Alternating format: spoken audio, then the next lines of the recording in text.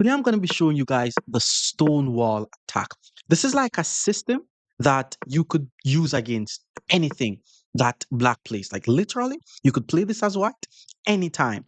It's very aggressive where the whole idea is to get this pawn formation so that way, well, when anytime they play c5, you're going to play pawn c3, but this whole formation is the whole idea. And then you're going to develop your knight, and let's say they castle the king and you castle your king. The whole idea is to launch your knight on the e5 square. If a knight takes on e5, that's going to be a fork. Even if a bishop takes on e5, it forces their knight to move, and h7 is going to be so weak. But your whole attacking idea is to play rook f3, rook h3, pawn g4, pawn g5, queen h5, and it's going to be leading to some nasty checkmates. I want you guys to watch the full video, then apply what I teach, and your ratings will go through the roof. Kicking things off in the 500 region. Today, I'm going to be teaching you guys the stone wall attack. Super, super aggressive. And this guy's actually playing the King's Indian defense against the stone wall attack. Now, we're still going to be going with the same setup. The bishop goes to d3, the pawn goes to f4, and once they castle, the knight goes to f3. So pawn to d6, we go knight to f3, and whenever they do the King's Indian defense against the stonewall attack, you usually want to move your pawn from e3 to e4 whenever you get the chance. But for now, I'm not going to rush it. I'm just going to get my king out the center of the board because King's Indian players, their plan is to play e5, and I like to meet e5 with f5. Pawn c5, let's play pawn c3, just keeping everything guarded. Knight d2 is still coming. And remember about this bishop d2 to e1 to h4 maneuver as well. Pawn h6 didn't really do much, to be honest. Let's continue to develop though. Pawn to a6 also didn't do anything. And as we discussed before, if we're able to play pawn to e4, that's going to help our position a lot because usually when we play d4, they play d5. But if he allows us to play pawn to e5 and attack his knight, like this could be a winning advantage already. Bishop g4, he did allow us. Let's play pawn e5 and attack the knight. This bishop is not really doing much. Once I play h3, he's going to be forced to move the bishop away. One thing I need to be aware of is once the knight gets to the d5 square, oh, well, I was about to say he's going to be threatening f4 and d3, but he took on f3, which means I'm just going to play queen takes f3. Not only is his knight under attack, but his pawn on b7 is also under attack. So we could say 11 moves into the stonewall attack, and we're already ahead in material. So knight back to d7 was played. Let's first grab the free pawn on b7. And you know what the funny thing is? He puts his knight on the only square that the other knight could go.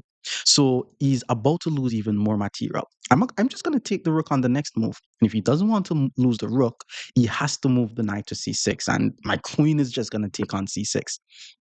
Okay, there's also knight b6 that I did not see. That's actually a nice move. But okay, I'm ahead by a pawn. I'm not trying to get my queen trapped. So let's pull the queen back out of there. I'm trying to play pawn to e6, weakening his g6 pawn. And I'm also trying to look for ways to get my dark squared bishop in the game. Okay, rook to e8 is going to make it even easier for me. He could also be getting checkmated here. Like, watch this. Pawn to e6. Why pawn to e6? His pawn on f7 guards the pawn on g6. So if he dares to touch the pawn on e6, my bishop takes on e6, attack the rook, and eventually I should be able to checkmate. Funny thing is, he didn't take the pawn that I offered him, but he still decided to give me the free pawn on g6. His rook is still under attack. Okay, he moves the rook. Now we play pawn f5, and this is like the perfect attack because none of his pieces are even able to go over and assist his king. And I'm going to move my knight out the way, use my queen to attack h6, capture on a6, and it will be a checkmate. This is the stonewall attack. Queen moves over to c8. Let's now start our plan. So step one is to move the knight out the way, so that way our bishop joins the attack. The funny thing is, I was actually thinking about sacking my bishop, then playing queen h5. But let's just play immediate queen h5. Now we have two pieces attacking h6. He only has one piece guarding h6, and there's no possible way for him to add more defense to his pawn on h6. I mean, which is why he played king to h8. But now I'm just going to take on h6. If the bishop takes on h6, I take back on h6. The king is going to be forced to go to g8, and queen h7 is going to be a mate. If he does not decide to take on h6, I take on g7. The king takes on g7, and then queen h7 is going to be a mate. But he resigns. More Stonewall attack against 600 players. Stick around. Our opponent is now 600. We're still going to be playing some Stonewall attack. E6 was played, and I'm going to start by playing the move pawn to e3, bishop to b4. That's just a bad move. Like, you don't want to be checking someone's king this early. Like, the whole idea was to play pawn c3. Bishop went back to d6, which is also blocking the pawn, breaking opening principles. Let's go bishop d3 here, just developing our pieces. Pawn f4, knight f3, castle is still coming. Okay, yeah. Yeah, this guy's breaking all the principles in the book. I don't think queen to I don't think queen g5 is terrible though. Because if f4 he takes, if knight f3 takes, rook over queen here. And I'm not gonna be able to trap the queen. Now my next move, okay, you know what? Let's just play pawn g3 and defend the pawn. Queen, I'm sure queen to g5 was not a good move, but it was kind of annoying. You know, he's forcing me to create these weaknesses. But this is one of those players who, it's like an early queen attack. He's attacking my rook, but I'm able to play pawn to e4 and counter attack his queen. And then once the queen moves, in the future, I should be able to play pawn to e5 and then attack his bishop. So all of those pieces that, the only pieces that he has that is developed, I'm going to be forcing him to move them again. Now he pulls the queen back to c6, which means if I play pawn to e5, my rook is just going to be hanging. But let's just play pawn f4, knight f3, and castle. We're still trying to do the same little stonewall idea. If he plays knight f6, my pawn on e4 is going to be attacked twice. He decides to play knight to e7 though, so let's go knight f3. And from here, the plan is just to get my king out the center of the board. Okay, knight moves to g6 because I wanted to play e5 to trap his bishop, but now the bishop is able to move back to e7. Let me just get my king out the center of the board though. Like, this is like a dream position for me. Usually the pawn is here, but allowing me to put my pawn here has to be good. Okay, I'm assuming he's going to move the d pawn, and because the queen and the king is on the same diagonal, I'm going to start by playing the move queen to e2, which he immediately moves the d pawn. And because the queen and the king is on the same diagonal, I'm able to hit him with bishop to b5, pinning the queen, winning the queen, just like that. 11 moves into the stonewall attack. We won the game. Okay, he decides to sacrifice the queen. Let's just take. But that's what happens when you decide to develop your queen too early. He blocks with the knight. Now, I just need to finish my development. But let's take on d5. So that way, once he takes, I'm able to play rook to e8, putting my rook on the same line as his king. I mean, he's able to castle and everything though, but I should just be developing my pieces actually. Let's just develop. He castles, we develop. Okay, now that my queen is under attack, I'm going to pull it back to d3 so that way his bishop is not able to get to f5. Bishop to g4 attacks my knight, but knight d2 simply guards it. And, you know, the same idea of knight e5 was still going to come, but the guy's trading pieces. Like, you shouldn't be down by an entire queen and then just helping your opponent. I mean, this is also resignable. Pawn b5. Look on this move. Pawn to f5. The knight has no forward move. He has to tuck his knight back on h8. That's like the worst square for a knight. Okay, so the knight went back. Now we're trying to set up some little checkmating ideas. Let's go knight to g5. Okay, he's just trading. It's funny. Like every chance this guy gets to trade, he's taking it. Now I'm going to checkmate him on the dark squares. Start by playing the move pawn to f6, which means if I'm able to get my queen on g7, then that's going to be a checkmate. Usually they play pawn to g6, but the knight on h8 is just not going to be able to move. And naturally, he took on c3. How do I win this now? Okay, I'm going to set up a checkmate. Let me start by playing queen to e3. I'm going to take on g7, give a check on h6, and then maneuver my queen to the f6 square. This is like a low-list checkmate that I'm trying to set up. Okay, rook to e8, just make it way easier for me because this is just mating two. Like his back rank is weak. I have two attackers on his rook. He only has one defender. We're just going to grab the rook with check because now the rook on a8 has to take my queen. And that's just a checkmate. More Stonewall attack against 700 players. Stick around. Our opponent is now 700. Let's play some Stonewall attack. Knight f6, let's go e3. Same idea. It looks as if we're going to be facing a King's Indian attack. Well, King's Indian defense. Pawn d3, let's go bishop d3. Same plans. Pawn g6, we go f4. And one thing I want to tell you guys when it comes to playing the Stonewall attack against King's Indian players, you want to be able to play pawn to e4 followed by pawn to e5. If you're able to play e4 then e5, you're going to have this massive space advantage, and the attack that you're going to be getting on the opponent's king is going to be way easier. So once they play knight to d7, I mean, he wants to play pawn to e5, but we're not going to allow that. We're going to play pawn to e5 before he gets the chance to play pawn to e5.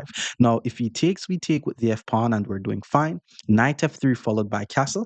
And we're basically getting the same Stonewall idea, but the pawn is not going to be on e3. The pawn is now going to be on e5, giving us a massive space advantage. He took, let's just take back. Now he has to find a safe square for the knight. Knight d5 was played. And now I'm just going to finish with my development. Develop the knight, get the king out the center of the board. Notice I have all these pieces pointing towards his king. Okay, pawn f6. Pawn f6 is not bad. That's actually a very nice move to undermine my space advantage. Okay, but we're going to be very annoying. Watch this. Pawn to e6. Not taking, because to take is a mistake. If we take on f6, it helps the bishop, it helps the rook. One of the knight goes back. E6 attacks his knight. Once he moves the knight, I'm going to hit him with pawn to c4 and then pawn to d5. And my space advantage is also going to expand. Yo, come on, bro. Why would you put your knight on e5? Like, at least make the games competitive so that way it could be instructive. Maybe he thinks the knight was trapped. There was the b6 square that your knight had, bro. That's a free knight. Come on, man. Okay, we're now just ahead by a knight. I'm still not planning on giving him this pawn, by the way. So here's what I'm going to do. What am I going to do? Let's play knight g5. Let's protect the pawn. If he takes on f1, I take on f1, and then I'm threatening some queen f7. Doesn't lead to any mate though, but maybe it does. Let's see. Okay, knight back to f6. Not a bad move. Maybe he wants to play pawn to e4 and attack my bishop. So let's just play queen to e2 and attack that unprotected pawn. I'm expecting pawn to h6 because I'm sure he wants to take the pawn on e6. Queen to d6, he's applying more pressure to that pawn. He has to be careful though. He could get tricked here. Let's just play knight c3. If he takes the pawn thinking, oh, which is what he did, two attackers, one defender, look on this. What happens when I take his bishop on e6? Do you see what happens? It puts his queen and his king on the same diagonal. And that's why I'm able to hit him with bishop to c4, pinning the queen to the king. If he plays knight d5, I'm just going to take a free knight, which means this is now just completely winning. Knight d5, he's still going to lose the queen. He just decided to give me an extra knight in the process. He sacked the queen. Let's just take, and we're now ahead by 10 points. The guy's also playing fast. He plays pawn c6. That's a free pawn. The king now has to move out the way. And now I'm just going to finish with my development. From here, I'm just trying to deliver a checkmate. Pawn b5 doesn't do anything. Let's get the last piece in the game. Okay, rook to e8 was played. Let's play rook to d7. Rooks on the 7 is in heaven. I'm trying to get my second rook on the 7th rank. Probably not going to be possible though. Thinking of some knight takes g6 sacrifice may also not be possible. Pawn to e4, that is indeed a free pawn. If he takes, my king is just going to take. Okay, I don't know what this guy is doing. He's just giving away all his pieces. Let's just take the free bishop. The king has no squares to go now, which means once he takes with the rook, instead of just taking back the rook, I'm going to sacrifice my knight on g6 with check. And once he takes with the pawn, I play queen takes e8. The rook has to block, and that's gonna be a checkmate. More stonewall attack against 800 level players. Stick around. Our opponent is now 800. We're playing some stonewall attack. Knight f6. Let's go bishop to d3. This is how I recommend you guys develop the pieces. Develop the bishop first and the knight on d2, so that way it's hard for their bishop to get to f5. And when you put your knight on d2 early, it's also harder for them to put something on e4. So let's go knight e2. Anytime you see c5, that's when we're going to play pawn c3. And from here, the attack is going to be easier for us. We're going to play pawn f4, knight f3, castle. Okay, knight c6. Let's go pawn f4. So there's no pawn to e5 ideas coming up. And after the bishop develops, we develop our knight, and he decides to castle the king, which means the attack is going to be brutal here, especially since his knight is not able to get to e4. Let's get my king out the center first. It's a very, very simple plan to attack. Put the knight on e5. If they take, you take with the f pawn. The knight no longer guards h7, so all your pieces are going to be ganging up on h7. If they don't take, you still play rook f3 followed by rook h3, and then you can play g4 followed by g5. He took on d4. If anytime you're able to take with the e pawn, choose to take with the e pawn once you're not going to be blundering the f pawn. For example, if the bishop was on d6, then taking with the e pawn wouldn't have been smart. Okay, I mean, we don't put knights on the edge of the board, bro. That's not how chess works. I mean, he's trying to attack f4, so here's what I'm gonna do. Play knight e5, my rook guards f4, but my queen attacks his unprotected knight. So if he doesn't pull his knight back or play pawn g6, then he's just gonna lose his knight on the 10th move. But you shouldn't be putting your knights on the edge of the board anyway, so if he loses the knight, then it's on him. Yep, he lost the knight, and we're gonna take the knight. Bishop d6, nothing guarding the unprotected knight that shouldn't be on the edge of the board. Let's just grab the knight. Now I'm threatening h7, which will be a checkmate. So he has to play something like g6. And the funny thing is, you know what the funny thing is? I'm ahead by a piece, but I'm about to give it back. Like if he plays g6, I'm gonna sack on g6. And then if he takes on g6, I sack on g6 again. That's probably rushing it though.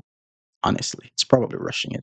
If he plays g6, I'm just going to play queen h6, then rook f3, rook h3, and then that should lead to the checkmate. Like, no need to rush the position, especially since I'm ahead by a piece. The guy took on e5. He thinks I'm going to take back. Nah, bro, because that's just a checkmate. More stonewall attack against 900 players. Stick around. Our opponent is now 900. We're playing some stonewall attack. D4, we play E3, and the right way to get the pieces out, like you guys should remember that you can play this against anything, but if you're able to get your bishop to D3 quickly, it will prevent their bishop from going to F5. And if you're able to get your knight to D2 quickly, it will also prevent their knight from going to E4. And this is basically a dream attacking setup that you're going to have. So once they play pawn e6, now we play f4, and this is the dream position. We also don't need to play c3 if they don't have a pawn on c5. We only play c3 to prevent stuff from going to b4, but since he's gonna put something on b4 anyways, let's just hit him with c3, forcing the bishop away. Then we play knight f3. And the thematic attacking idea, the thematic attacking plan that we've been talking about will happen once he castles his king.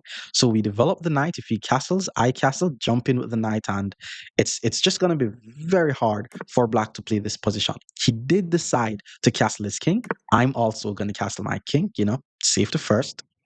Well, he plays b6. Guy just won. He plays b6. Look on what b6 does. I think he wants to develop his bishop, but b6 traps his own dark squared bishop, which means once I hit him with pawn to b4, 9 moves into the stonewall attack. He's already down by a bishop, which means from here, it's just a matter of trades. Bishop a6 was expecting that, but because this is free, first we take on a6, and then once the knight takes, then we take on a5, and we're just ahead by an entire piece here.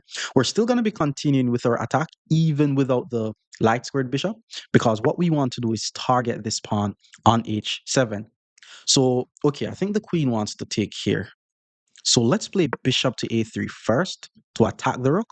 And then once the rook moves, we play bishop to b4 to protect the pawn. You see, we still have to ensure that we're patient, especially since we're ahead by a piece. Like, we don't necessarily have to try to rush to win the game. So now that he moves his rook out the way, that's when we hit him with bishop to b5. And, and then once the knight we take on b4. So we're saving our pawn, and the attack is still coming. Knight e5, rook f3, rook h3, pawn g4, pawn g5, queen h5, queen h7. That's the full plan. Queen d6, let's be patient. B4 is under attack. Let's play pawn a3. So now there's just nothing he could do on the queen side. He just has to sit and watch his king starts to be attacked. Knight g4, not bad. He's threatening a fork on e3. I also have to defend against that fork, so let's play queen to e2. Eventually, I should be able to play pawn to h3, chasing out the knight, or just jump in with knight e5. Because if he takes a knight take, my rook gets this very nice f file. Ooh, he plays f5. Okay, he plays f5, which means we're going to be aborting the whole kingside attack, and we're going to be focusing on targeting this weak backward pawn on c6. So let's play the move rook to c1, targeting the pawn. Knight b3 to c5 is also a very nice idea to just fix the weakness or just put our knight in the outpost. This knight is going to be going on e5 as well. And I'm not going to rush to play h3 because the knight is not really doing anything. So pawn a6, let's jump the knight to e5. We have two attackers on his c6 pawn. He only has the queen guarding, and we also have two attackers on g4. So even if he tries to play something like rook to c8, thinking that the c6 pawn is the only thing that is under attack, which is what he did, I'm not just going to take on g4 with my knight. And then once he takes with his pawn, my queen takes, and now we can start all our attacks again. Rook f3, rook g3, threatening g7, knight f3, knight e5, threatening c6. Queen moves back to e7. Let's bring more pieces in the attack first. Like, once my knight gets to the e5 square, he literally has no pieces that is able to chase away my knight. So queen to f6. Let's go knight e5. And from here, we're going to try get the rooks in the game. I mean, if he allows me to take a free pawn on c6, though, then I'm going to take the pawn. The thing is, there's actually no way in which he's able to add additional defense to his c6 pawn. Okay, pawn to g6. Let's grab the free pawn on c6. And the reason why I'm choosing to take with the knight is because I'm ahead in my t-roll. So I'm just trying to trade the pieces off the board. If he plays rook to c8, I'm going to play rook to c1. And there's actually a discovered attack that, he could just lose the game. Queen f5 will just make it way easier for me to win. Again, we trade the queens, and this is the whole reason why we want to trade once we're winning. Now that he takes, we play rook to c8, we put the rook on the open file, and then we're going to slowly start picking off his pawns and then just win an easy endgame. He moves the king. Let's give a check, force the king to move, and now we're going to start targeting his weak pawns. He moves the king, rook c6, we're in the endgame, we attack the pawns, so we're going to take on a6, move the rook out the way, and then start rolling our pass pawn. Okay, he moves the king, let's take the pawn, he moves the rook, and I'm actually going to play rook to a7 because there's a checkmate that I'm threatening on f7 that he's actually not able to defend against. He has to play rook to f8, which he didn't play, which means that's just a checkmate. More stonewall attack against 1000 level players. Stick around. Our opponent is now 1000. We're playing some stonewall attack. Pawn d5, let's go pawn e3. Very simple plan. Bishop e3, pawn f4. That's the whole idea. Knight c6. I think it's best if I play f4 here because we don't want to allow them to play e5, which is why he plays f6. Now, f6 weakening the king like this is definitely suspicious. Bishop d3, if you push, I take stakes and then check.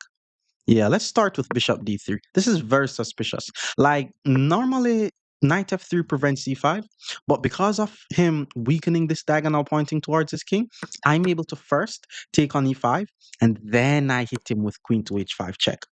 With that being said, he's basically forced to move his king. And if he moves the king, I take the free pawn here. Because he plays pawn to g3, This is an idea that you guys should not miss. My queen is on the same line as his unprotected rook, which means his pawn on h7 is pinned. Now my bishop is able to take on g6, and I'm going to say check. Once he takes on g6, we take the rook on h8, and 8 moves into the stonewall attack, and we're already ahead in material. And then he decides to take on d4. Yeah, now he's just really fumbling because there's nothing guarding his knight, and that's just a free knight. The funny thing is, if he tries to play queen to h4, I'm able to play pawn to g3. Queen e7, he's trying to apply more pressure to my pawn on e3, but this pawn on g6 is unprotected, so let's just take. He moves the king, putting the king and the queen on the same diagonal. So trying to find a way to get my bishop on g5. It's gonna be hard though. So let me just develop first, get my king out the center. And I'm also ahead by 6 points. So it's only a matter of moves until I'm gonna either checkmate his king or win his queen. So bishop e6, I'm not going to take here, by the way, because the queen is still on the same line as my king. So let me first get my king out the center of the board. Now I'm trying to take, so that way my bishop goes to g5. Okay, king d7. King d7, let's just take bishop g5, bishop f4. Once I develop, knight e5 also helps me with some trades. And because I'm ahead in material, I'm trying to trade some pieces off the board. Rook to d8. Okay, bishop g5 doesn't really do much anymore. I think he's just trying to artificially castle his king. Let me just finish my development first. Bishop g5 doesn't really do much anymore. Okay, bishop back to f7. My queen is under attack, so I have to move. Okay, let me start by playing queen to f5 check. Okay, he plays bishop e6, so I'm just going to play queen to g5. He should not be trading, by the way. He's the one who's down by 7 points. So if he takes my queen, he's just helping me to win the game. Queen to d6, I'm expecting, but bishop f4 allows me to develop my bishop with tempo. So he's helping me to win because he's trading. I'm going to purposely take with the knight so that way I'm able to trade more pieces. Taking with the bishop would have definitely been better. So he pulls the knight back. Let's trade more pieces off the board. He moves the king. Let's give a check. And the reason why I'm giving the check is so that way, once the king moves, anywhere he puts the knight, I'm just going to continue with more trades. And to even force him to trade more pieces off the board, I'm going to play bishop g5, which means I'm threatening to take the knight. If he moves the knight, I take the rook. And the knight is also the main defender of this pawn on c6. So now that he moves the knight, let's just trade the rooks, take the free pawn on d5. We're ahead by 8 points. He moved this king to defend the pawn, so it gave me some time to defend my pawn as well. And my rook on a1 is now the only piece that is not doing anything, which is why he resigns. More stonewall attack against 1100 players. Stick around. Opponent is now 1100. We're still playing some stonewall attack. Pawn d5, let's go pawn e3, bishop e3. That's the whole plan. Yes, we're blocking in our dark squared bishop, but you guys should already know what the whole maneuvering idea is. So after they play bishop f, this is actually a very nice move, by the way, because now we're going to be forced to trade the bishops off the board, which is fine. Let's just go bishop to d3. If he takes with the bishop, I'm actually going to choose to take with the pawn, so that way his knight is not able to get to e4 in the future. But he decides to pull the bishop back. I'm still going to play pawn to f4. The funny thing is, he has to be careful because that was actually the only move that black should not have played. Because if you notice, this bishop is trapped. Like, I'm not going to just take the bishop. There's this pawn to f5 idea where if the bishop takes, I'm obviously going to take back. But if he plays bishop h5, that's just a free bishop. So 5 moves into the stonewall attack. And we're already ahead by a piece. So he decides to take on f5. Let's just take back on f5. And from here, we're just ahead by a piece. So let's just pull the bishop back. And it's just going to be the most normal, natural development. Queen to h4 check doesn't do anything. I'm able to simply chase away the queen with pawn to g3. If a knight was on e4, then he'd be able to take. But now once the queen move, I'm just going to finish my development. The funny thing is, eventually once I castle, his queen is going to be on the same line as my rook. Bishop to b4 check. This is just helping me because the whole idea of what we wanted in the stonewall attack was to play pawn c3. So he's now forced to move the same piece more than once in the opening stage of the game. Now, once I castle my king, I'm putting my rook on the same line as his queen, which means even though he castled his king, a move like knight to e5 is winning even more material. This is called a discovered attack, by the way. Moving the knight out the way, attacking the queen, forcing the queen to move, and then taking on f7 is just going to be a fork. So he pulls the queen back. I'm thinking of taking with the rook, but there's queen e8. So let's just take with the knight. And that's a fork. Now we're ahead by 3 points. We're about to capture the opponent's rook. This is just completely winning. So knight f6 was played. Let's just go ahead and take the rook. Let's take the one that is in the corner because eventually he's going to be forced to move this rook anyways.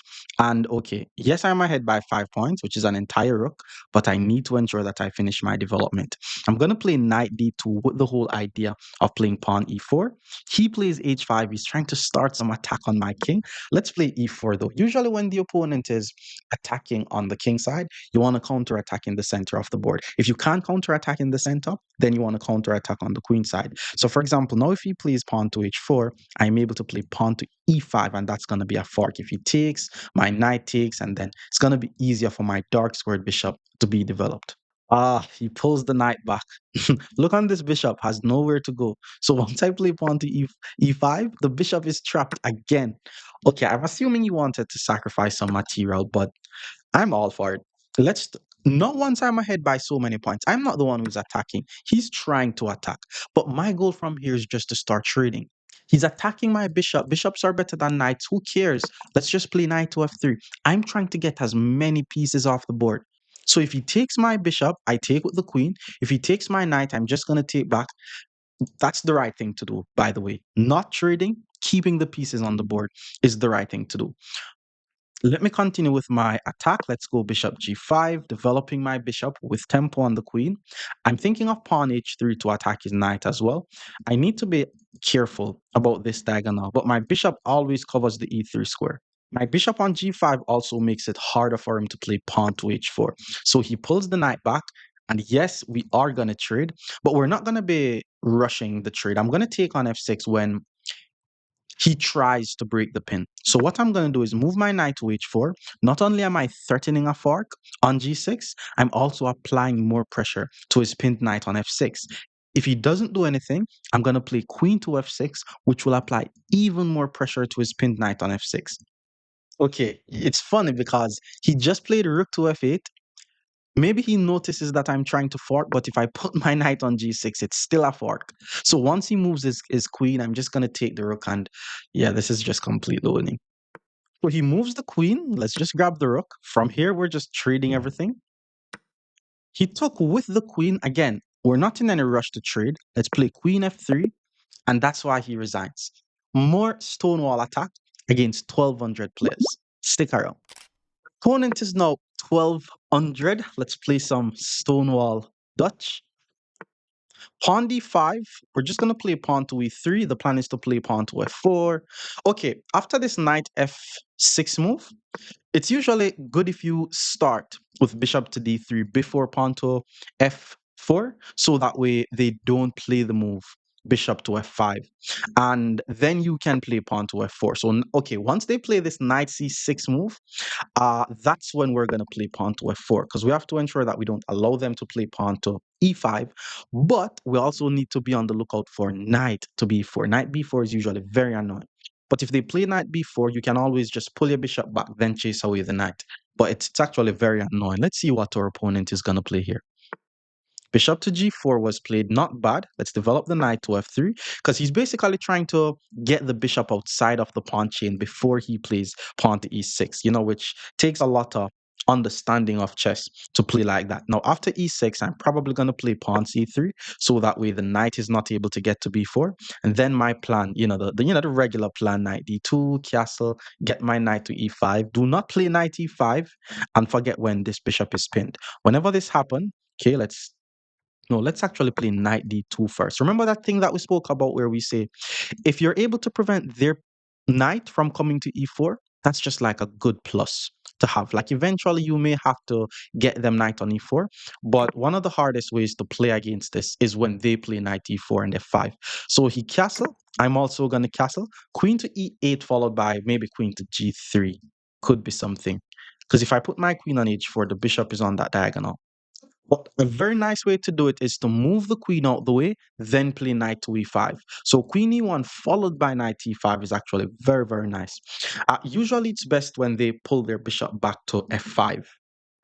Queen to d7. He's very principled, as you guys could see. He's trying to develop castle is king. He's not making unnecessary pawn moves. Let's go queen e1.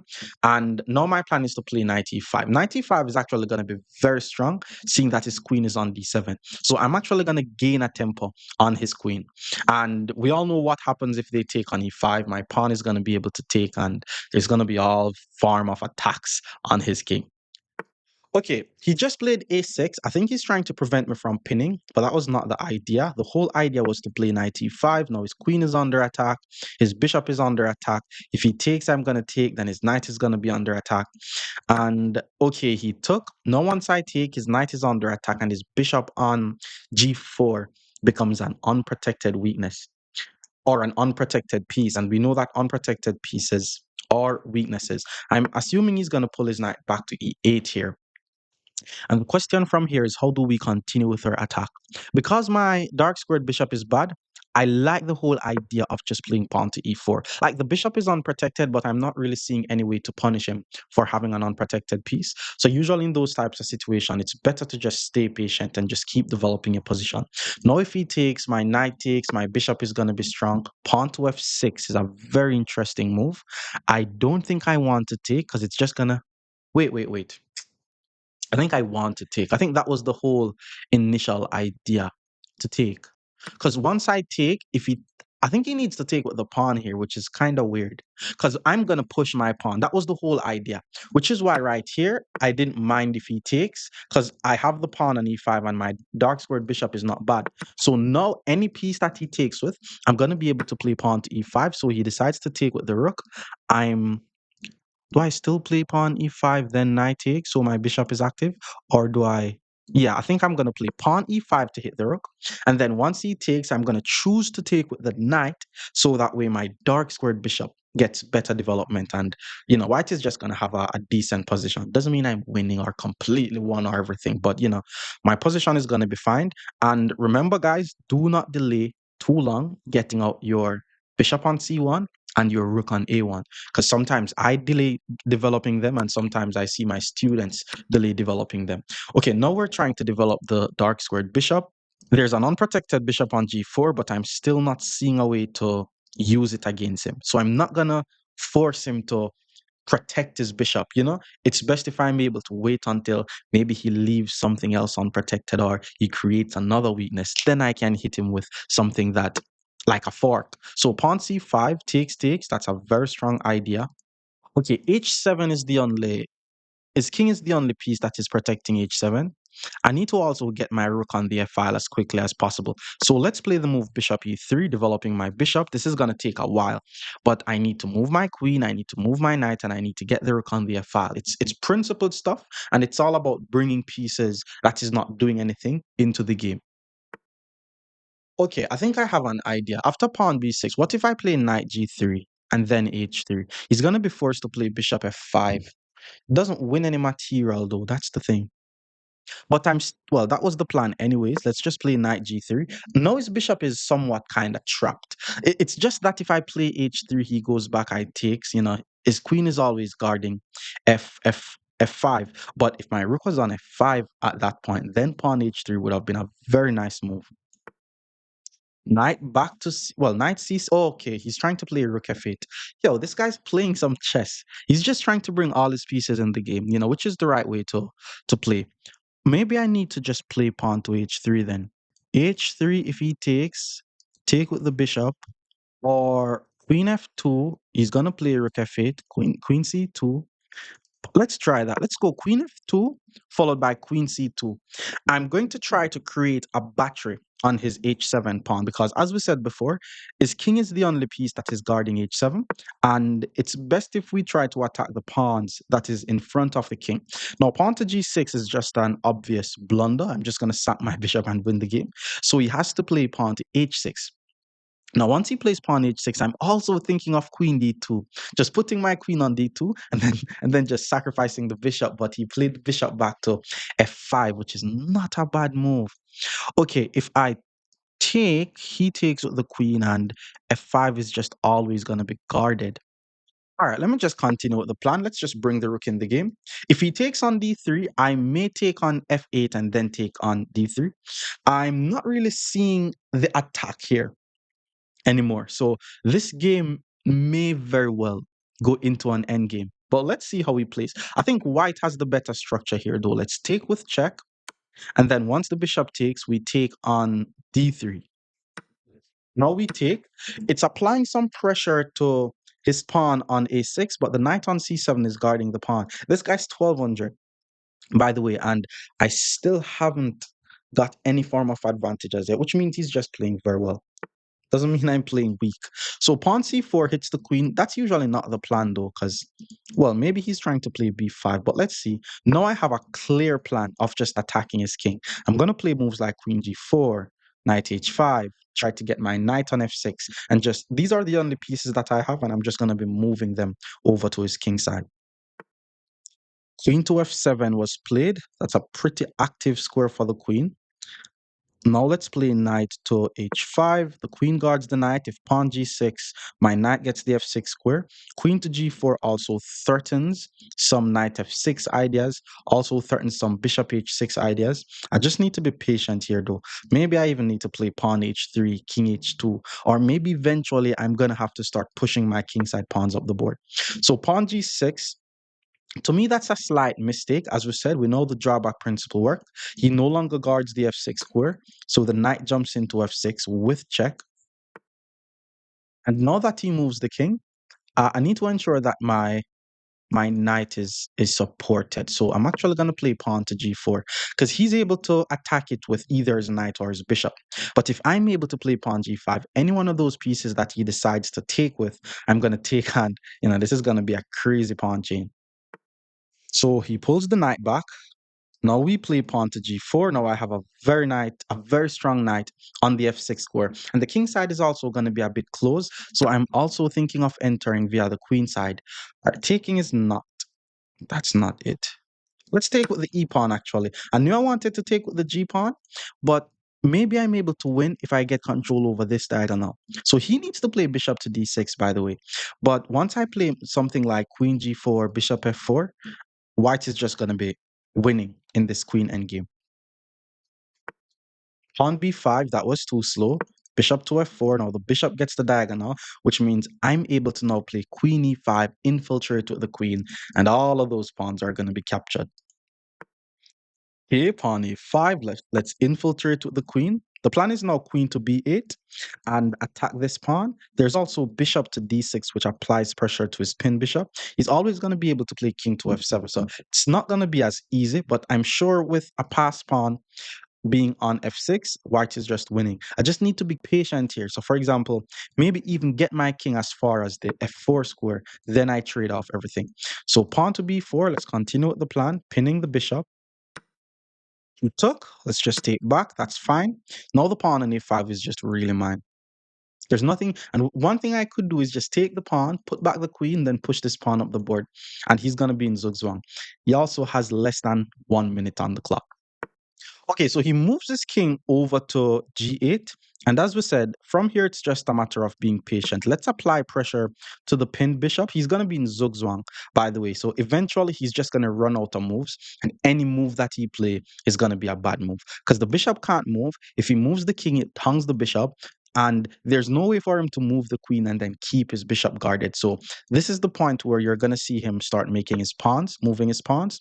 But once he runs out of pawn moves, then he's going to be forced to just give up material. This is what zugzwang means. So he made a pawn move. Let's just play h4, anticipating his last pawn moves. So h6, I could takes, and if queen takes, I check. And then once the king takes, I take on f8, and that should be winning. But again, no need to rush. Let's just get the king in the game. The queen has no check. And as we discussed, he's going to be forced to just move away his king. Now we grab the bishop with the queen because we're trying to trade the pieces off the board, and it's over. He has no time on his clock though. So with that being said, more stonewall. What? He's pre-moving. More, more Stonewall Dutch against 1,300 players. Stick around. Our opponent is now 1,300. We're going to be playing some Stonewall attack. He plays knight f6. Let's just play e3. Simple plan. Pawn e6. We go bishop to d3. And the plan is to play f4, knight to f3. And since he plays pawn to e6, we also don't need to worry about the dark squared bishop coming out. So actually, I'm going to start by playing knight to d2 because what we spoke about is if we're able to prevent them from putting their knight on e4, but we're able to put our knight on e5, it's going to be very hard for them to play. So bishop d6, now we play pawn to f4, and then the plan is to go knight f3 castle, jump the knight on e5, and it's very easy to play. Again, the best time to play pawn c3 is when they play pawn c5. So that way you guard your center, and if they play c4 to attack your bishop, you pull it back to c2, maintaining this very long diagonal pointing towards h7. So they take. Oh, this is something I've always forgot to. This is actually a very cool defensive idea because usually it's best if we're able to take with the e pawn, but I'm actually not able to take with the e pawn because I'm going to be losing my f pawn. That would be a drawback mistake. So now I have to take with the c pawn. Doesn't mean I'm losing or anything though. It's just best if I take with the e pawn so that way my rook gets the file. Also, knight c6, knight to b4 could be annoying, but luckily I'll still be able to pull my bishop back to b1. Like once he castles, then the attack is going to start. Pawn a6 didn't really do much. Maybe he wants to play b5. Doesn't do anything though. Let me just get my knight to f3, develop my knight, get my king out the center. Just following principles here. Pawn to b5. Let's get the king out the center of the board first, and then we're going to be jumping on the e5 square. So knight c6. Okay, maybe he wants to play knight to e4. So let's play pawn to a3. And after a move like pawn h6, now we hop in the pony. I'm not sure why he's not castling his king though. I think his surprisingly, I think his king is safer in the center than if it's castled. Because once the king castled, then all the attack is gonna start coming in. Okay, now that he take with the bishop, I take with the f pawn. My rook gets the open file. His f7 pawn is gonna become a weakness. Moving the knight to e4 again is not good, and that's what we spoke about earlier. It's good if we're able to prevent them from playing the stonewall defense against the stonewall attack, because that's like the hardest way to play against it. What we do here, remember what we spoke about when it comes to attacking chess. Target the pawns and the squares that is around the opponent's king. We're not going to sack the rook, but we're going to play the move queen h5. We now have two pieces threatening the f7 square, which means we are threatening a checkmate on f7. Now he has to be very careful. I think the best thing for him to do here is just to castle the king.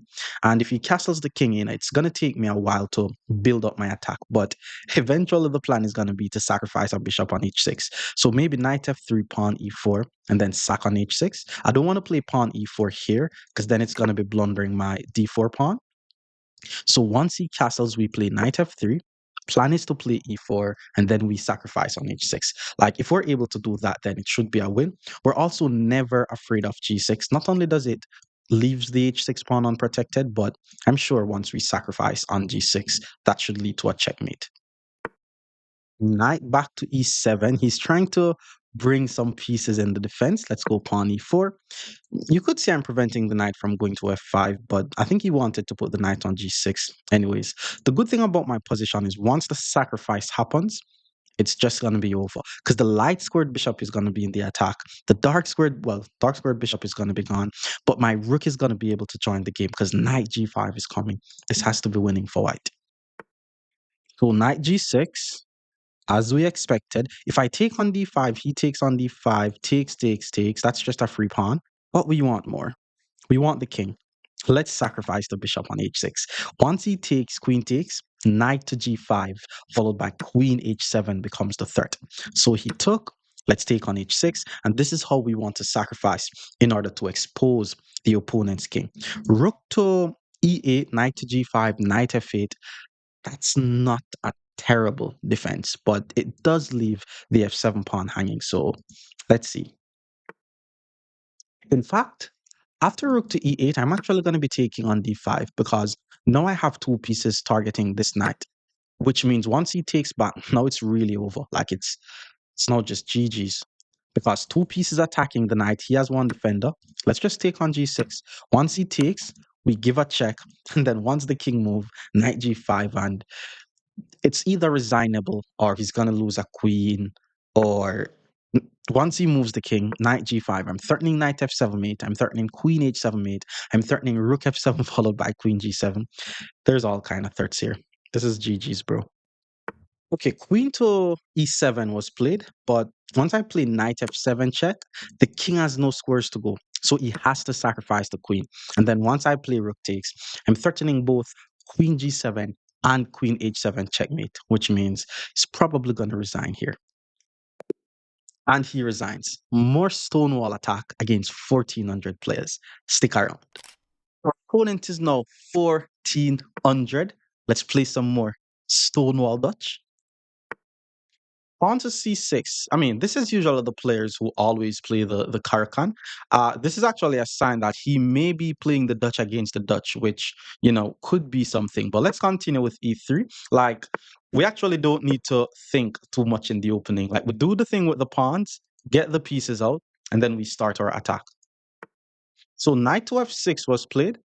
And let's just continue with bishop to d3 here.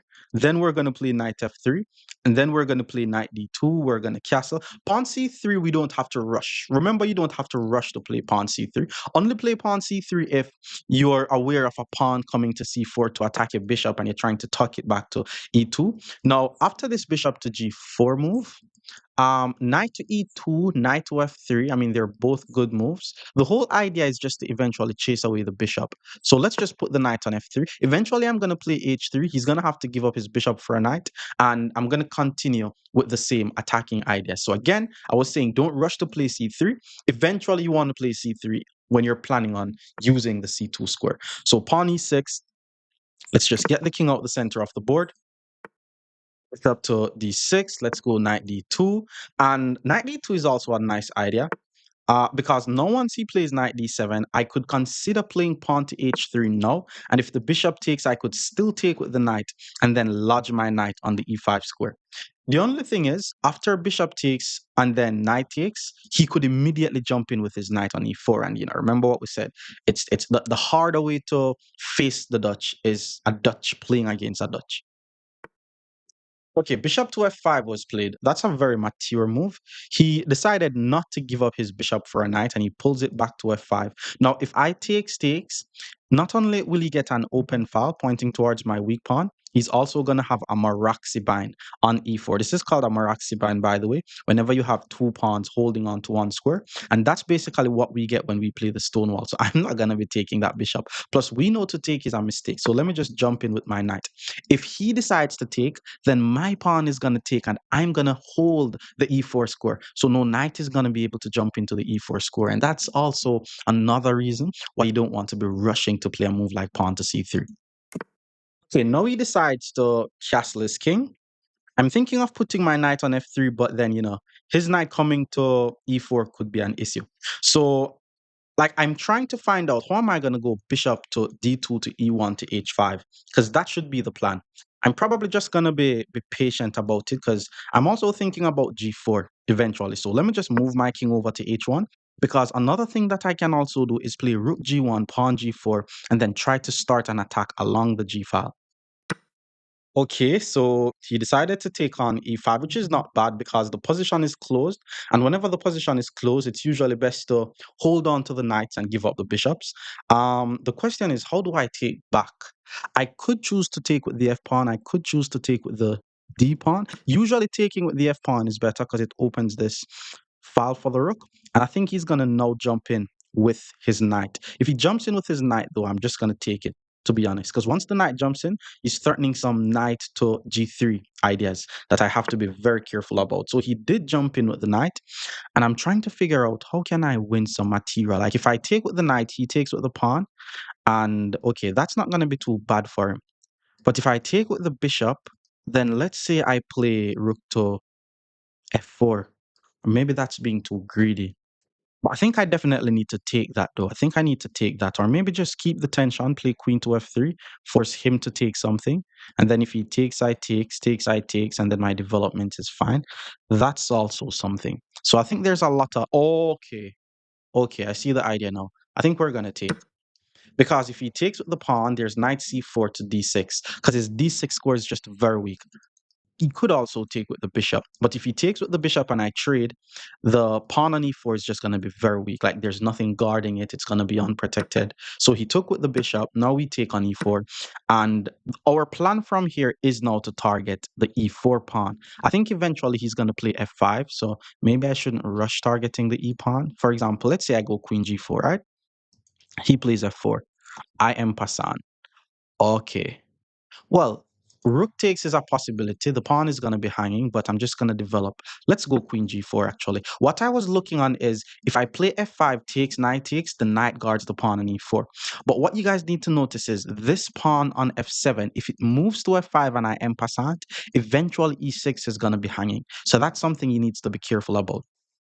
One thing I've noticed my students done who play the Dutch is sometimes they take too long to get their bishop and their rook in the game. And sometimes it takes me a while to get these pieces in the game as well. So if you're going to try this out, ensure that you get these pieces in the game as quickly as you possibly can. So he did play f5, and as we said, we're going to be taking on f6. And once the knight takes and attack my queen, e6 is hanging. We take on e6, and we already won ourselves a pawn. So he moves the king to h8. Now I need to finish my development. Let's go bishop to d2. Bishop to b4 is an idea. Bishop e1 to h4 is also an idea. You guys just need to ensure that you know and understand what's the plan with the dark squared bishop, because the dark squared bishop is usually your bad bishop. Now, one thing I'm seeing is if I'm able to get my bishop to h4 and get rid of this knight, then his e4 pawn is going to be very, very weak. I'm thinking of bishop b4, but I think he's also going to play rook to e8 anyways and attack my queen. Queen to c7 instead was played. And eventually I am seeing a knight trying to get to g3, so I need to be very careful. Thinking about bishop to e1 now. Knight to d5 would be very annoying though, because okay, what I need to be aware of as well is both e3 and g3 is weak. So even if I move my bishop back, knight d5 attacks e3, which means a move like pawn c4 could come in very, very handy. Okay, knight here to here is strong though, that's the thing. I also need to prevent knight here as well. Okay, I'm thinking of just playing Queen f5 prevents knight h4. Queen f5, if he moves the knight, I take the pawn. So let's start with queen to f5. And concrete analysis is actually very important, or concrete calculation is important when you're going to do something that may break some form of principles. So, for example, what I'm doing is I'm voluntarily putting my queen on the same line as the opponent's rook. But the reason why I'm doing this is I know that there's nowhere for his knight, because if he tries to move the knight to d5, I take his rook and he's mated, and he's just not able to move the knight. And I know that the only square for the knight is actually the d7 square, and if he does that, I'm going to be winning the pawn. So that being said, anytime you're going to be breaking any principles of chess, it has to come with concrete analysis, which is why he played queen to d6. So now he's basically saying, okay, now I'm going to be able to move my knight, because once I move my knight, you're not going to be able to take on f8. But another thing that I'm seeing is the knight is still not able to go here. And if he still pulls the knight back, I'm still going to take. And if the knight goes to d5, I'm still going to take. So I'm thinking of either pawn to a3 or pawn to c4. Pawn to a3 threatens bishop to b4, but I think it's best if I play pawn c4.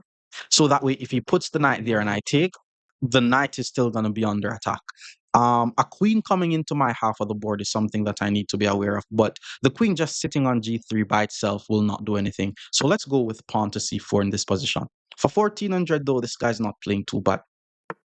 Okay, you see, that's why he played rook to e8. So now once he moves his knight anywhere, I'm not going to be able to take on e4. So now I'm just gonna have to run. I'm gonna have to take my queen off the same line as his rook. I'm thinking of putting the queen on a5. Oh yeah, I'm actually gonna put the queen on a5. No, queen a5, knight h5, and then my g3 square is gonna be too weak. No, after yeah, let's go queen h5 because the knight is not able to get to h5 because from a5 the queen still guards the square. I'm also threatening to play bishop to b4, which is just a very nice tactical move. If he plays pawn to b6, I'm probably forced to ensure that I put the queen on g5 to prevent the knight from ever going to h5. He plays a6 though. He missed the whole tactical idea of his queen and his rook being on the same diagonal. So bishop to b4, let's assume that he plays queen g3. That's the most aggressive score for the queen. And then I just trade the rooks, pull my queen back to e1, and then try to just start trading pieces off the board. So bishop to b4 is not just winning the game. I mean, the guy played pretty decent though. So he just simply moved the queen out the way. So let's just take the rook. He takes back. And again, there's still no knight to h4. The only piece that I have that is not doing anything is my rook on a1. So I'm thinking about moving the pawn. Because if he takes with the knight, he loses the rook. And if he takes with the queen, I trade and then he loses the rook. Yeah, with that being said, let's just play pawn to d5, pushing the pass pawn up the board as well. And eventually I'm going to pull my rook over to the d file and then just start pushing up the pawn. And that's going to be the plan that wins the game. So the queen moves over to d6. I just have to ensure that I'm always careful when my dark squares are being threatened. Let's now play rook to d1. Now every piece is doing something. Very happy about that. If he takes with the pawn, rook takes d5 is nah, that's not a possibility. Because after takes, queen takes, and he's fine. So if he takes with the pawn, I'm just gonna take back. But now that he plays h6, I think he's worried about his back rank. If I takes, the queen is gonna take. But what if I play pawn to c5? Forcing the queen to move. The queen is not able to take on d5 because my rook guards it, and I'm going to be able to play pawn to d6, and I'm going to have what is called protected pass pawn. So queen back to d7 was played. If I takes, still going to play queen takes, so let's push the pawn. Now I have a protected pass pawn. His time is also running out, and anytime he moves the knight, I was going to trade the rooks. He moves the rook over, which means maybe he's trying to move the knight now. Okay, now I'm going to play queen to c3, putting my queen on the same diagonal as his king. And now I'm thinking of doubling up on the f file, so that way I could probably sacrifice. Knight to d5, I didn't see actually. I didn't see that move. But let's just go queen to d4, keeping the queen active. Knight is not really doing much. Once I double up on the f file, it should be a win. Oh, but with no time on his clock, he played queen e7 and just blundered his queen. Poor guy. Which is why he resigns. More Stonewall Dutch against 1,500 players. Stick around. Opponent is now 1,500. We're going to be playing some Stonewall Dutch, knight f6. And we're just going to be playing pawn to e3, followed by pawn to f4. We're going to be playing the same setup regardless of what they play. So sometimes you're going to be playing against a kid setup. So it's important that you guys know how to face a kid setup. But usually whenever you face a kid, you should try to play pawn to e4, followed by pawn to e5 as quickly as you can. But let's just get our setup out the way first. Bishop g7. Let's go bishop d3. Knight d7. I'm assuming black wants to play pawn to e5 here, which is fine. Let's just play knight d2. There's a little idea that I usually use where whenever they play e5, I like to play f5. So that way, if they take, my bishop takes and it destroys their king. And I had to be careful not to fall for a fork in that scenario. And that's the reason why I played pawn to e. That's the reason why I put my knight on d2. So pawn to e4 is not possible. Okay, he took on d4. Let's take back on d4. I'm expecting queen to e7 check. He castled first. I'm also going to get my king out the center of the board. And okay, this is not bad for black. It's also not bad for white. Like none of us is losing. This is like just a regular equal position. The only thing is, I'm sure my pawn being on f5 on his half of the board is definitely annoying. And now I just need to figure out how to continue with my development. I'm going to start by playing knight to b3 so that I'm just moving my knight out the way, by the way, so that way I'm able to get my bishop developed. And then I need to move my queen, get my rook in the game. And then from here, it's just chess. Knight to b6 was played.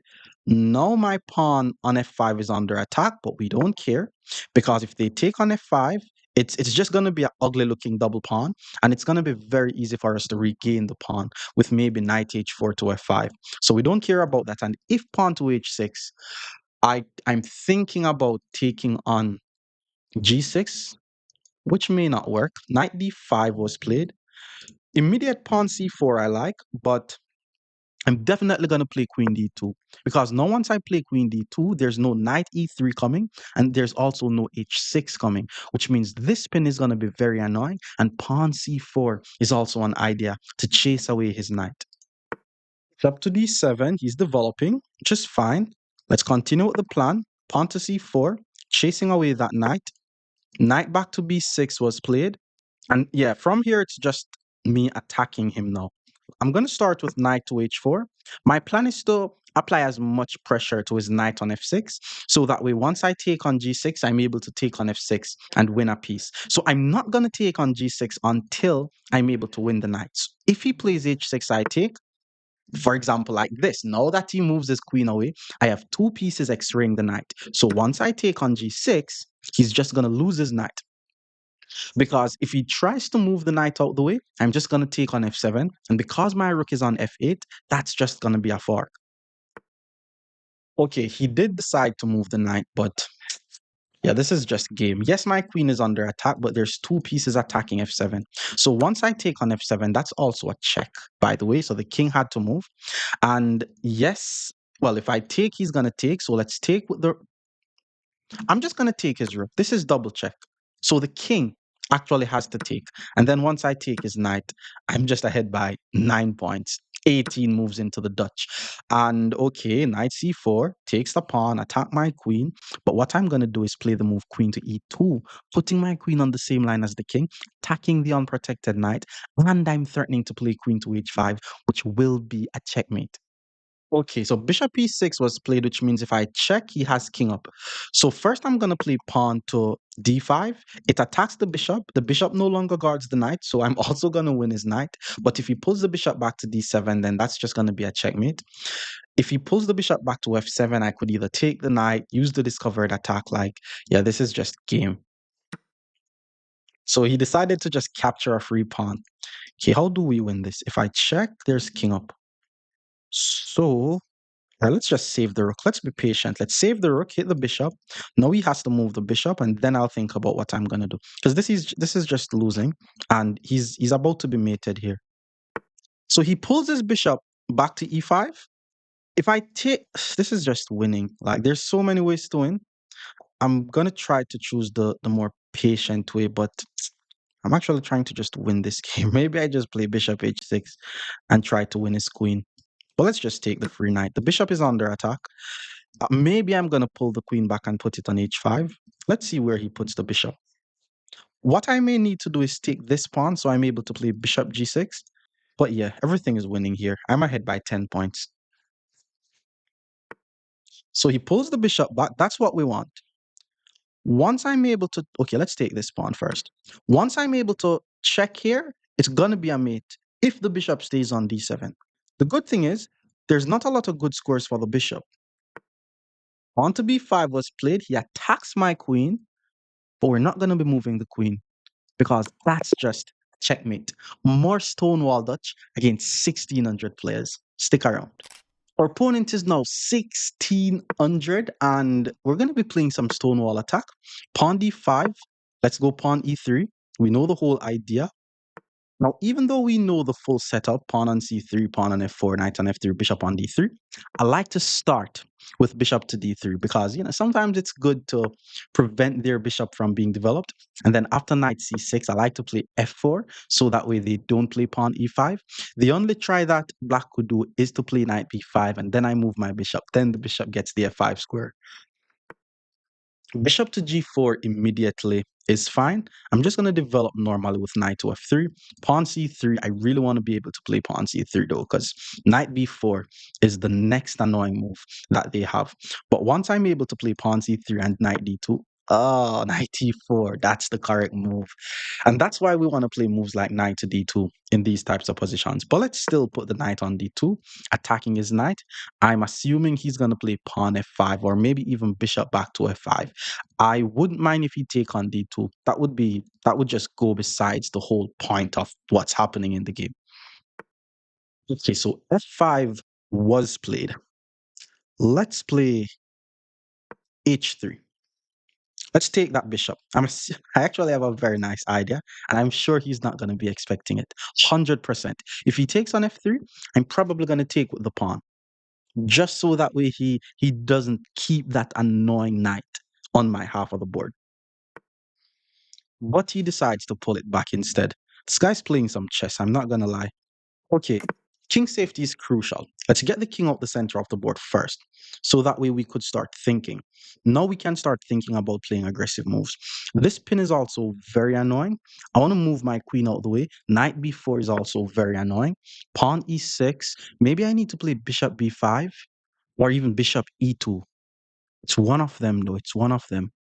All right, I'm going to go with pawn to a3. Like knight b4 is going to be very annoying. Eventually, I'm going to play pawn c4.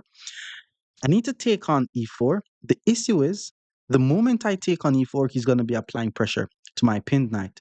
With that being said, I may have to move the queen out of the way. You see how funny this is? I'm the one who is playing the stonewall attack, and the guy's doing the stonewall defense, and it's just super annoying. Queen f6 looks like he's trying to castle. So let's go bishop to b5.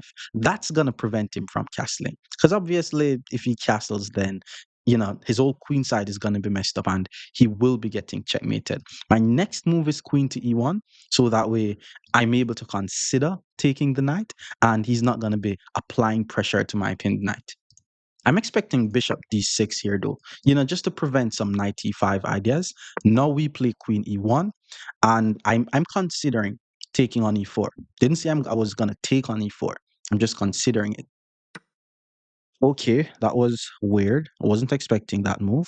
Definitely wasn't expecting that move. I think after takes he wants to play g5, which is a very nice move. With that being said, let's play pawn takes. That's the plan. I knew he wasn't going to expect that move. This is a very risky move, by the way. The rule says you shouldn't be pushing pawns on the side that your king is on. Every pawn in front of my king is gone. That's not a bad move. But once I put my king on h2, there's no way for him to attack any more squares around my king. His knight is still under attack. If he takes, I take, and he's helping me to develop my bishop. Otherwise, I'm going to play moves like rook to g1, and my rook will also be controlling the g file. I think my king is safe. My king is fine. I'm not worried. Okay, he castled the king. I wasn't expecting him to castle the king and sacrifice the knight. What does that even do? Let's just take the free knight. Maybe it's something that I'm going to have to figure out. Like, if he just takes on e4 normally, I'm also going to be taking on c6, just to ensure that his king side is also unsafe. So he took, the bishop is on the same line as my king. Need to be careful. Let's just take his knight first, because I'm winning. So I'm also trying to trade. And then I'm going to go pawn c4, just going for the pawn break. In some cases, I may want to play pawn c5 to chase away the bishop. Rook g1 is good. Queen g3 is good to get full control over the g file. Rook to f8. I'm sure he's not going to sacrifice something on f3. But let's go with queen to g3 here. He's not going to want to trade queens either because he's down by a piece. So queen to g3 is actually an attacking move. Okay, he didn't trade the queen. I was actually almost almost played queen g5 thinking it forces the queen trade, but my pawn on f3 would have been pinned. So that would have been an embarrassing loss. What if I play rook to g1? Nah. Okay, let's play pawn to c4. The bishop being on the same diagonal as my queen and my king at the same time, something about that is just too annoying to deal with. Once he moves the bishop, I'm going to move my knight so that way I'm able to simply develop my bishop, connect my rooks, and then play some comfortable chess. Bishop h4 is an attacking move, but once I play queen to g4, I'm fine. He has nothing. And knight a5 is also coming. If he allows me to play knight a5, it's going to be hard for him to protect the c6 pawn. Okay, so if I take, I lose my rook. But what is preventing me from taking in this direction? Let's just take in this direction. The pawn on c5 is still guarded. My knight can now get this d4 square. On g5, fair enough. If he takes, I take back and I'm fine. There's nothing here. In fact, let's play pawn to f5. Now I have what is called connected pass pawns. And this is just something that I'm trying to throw out there. Whenever you have connected pass pawns, if you're able to have two connected pass pawns on the sixth, if you're playing with white, or on the third, if you're playing with black, they're actually stronger than having a rook. So just something to keep in mind. Now he moves the rook. I'm considering to play f6 to hit the bishop. And then once the bishop moves, maybe f7 to hit the rook. Okay, no need to rush. Let's finish our development. That's crucial and principled. And you guys know how principled I am. So he pulls the bishop back. Nothing is still under attack. Let's go rook c1, guarding the c pawn. And then now once he plays bishop g7, there's two pieces on the pawn. I'm only guarding it once. That's when I'm going to hit him with pawn f6, forcing him to move the bishop. The queen also no longer guards the c6 pawn. So hitting him with knight, well, let's go knight d4. I was about to say knight a5, but rook to e6 would have been fine. Now once I go knight d4, maybe the only thing that he could play is king b7, and his king is just not going to be safe. I'm also trying to play e6. And remember what I just said, two connected pass pawns on the sixth is stronger than a rook. He moves the king. Let's roll the pass pawns. Now we have two connected pass pawns, and they are very, very safe. Now, winning a bishop in this position is almost guaranteed. Can I win a rook though? Can I checkmate his king? Because my queen is also attacking his c7 pawn, which is only being guarded by the king, which means I should be able to consider moves like bishop a5, applying more pressure to c7. Okay, it's the free bishop. What is this guy doing? It's a free bishop, bro. Now I'm gonna play rook takes. You see, now he just walked into a mate. Because rook takes c6 is a check, which means now I'm attacking c7. The king had to move. Now I'm able to hit him with queen takes c7 check.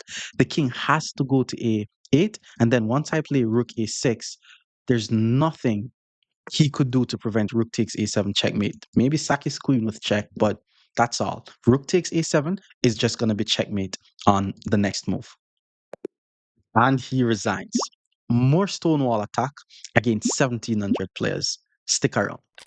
Opponent is now 1,700. We're still going to be playing some Dutch, some Stonewall Dutch, and my opponent is actually responding with the Dutch defense. So this is actually going to be very, very fun. Let's just continue by playing the move pawn to e3 here. And yes, we're purposely trying to block out our bishop because we know what the maneuver with the bishop is. So let's play pawn to f4, knight f6, and now I'm going to play bishop to d3 followed by knight f3, just getting the same setup, which is very, very easy. Pawn to b6, I'm going to play knight to f3, get the king out the center of the board. And as I said, or as I mentioned, the hardest thing you're going to be facing is when someone plays the Dutch against your Dutch. So because automatically my bishop is not able to attack on this diagonal anymore because his pawn is there. But I'm just going to continue with my development though. It's not, and for example, instead of playing pawn c3, I'm also thinking of just playing pawn to c4 just because of the whole Dutch idea is not working. Let me just develop my knight to c3. Here I'm just going to be developing my pieces normally, and he decides to jump in with his knight on e4. The thing about this is, if I jump in with my knight on e5, he's also able to play pawn to d6. Now, if I take with the knight, I'm forked. I could actually take with the bishop, but his pawn takes. And then when I play knight d2, that's when he's going to play d5. So what I'm going to do is I'm just going to keep the tension. And then I'm just going to play the move queen to c2. Now I have 1, 2, 3 pieces attacking his knight on e4. He only has 2 pieces guarding the knight. So once he plays pawn to d5, that's going to be what allows me to jump my knight into e5. I'm probably not going to rush it though. Like once he plays pawn d5, I'm probably gonna find a way to get my pieces in the game. But the guy just played bishop to b4. This is crazy, bro. Come on, man. You're 1700. You should at least know how to count, Vicky. Like there's two pieces guarding the knight. There's one, two, three pieces attacking the knight, bro. So you putting your bishop on b4, you're just telling me to take on e4. Because once I take on the pawn takes, it's not a fork anymore. After takes, bishop takes, I'm just ahead by a pawn. And the funny thing is, your rook is gonna be under attack, and I'm also going to be pointing towards h7. So now I'm thinking, oh, but then he plays immediate pawn to d5, and he also missed that I have two pieces pointing towards his h7 pawn, bro. You need to count, brody. That's just a check.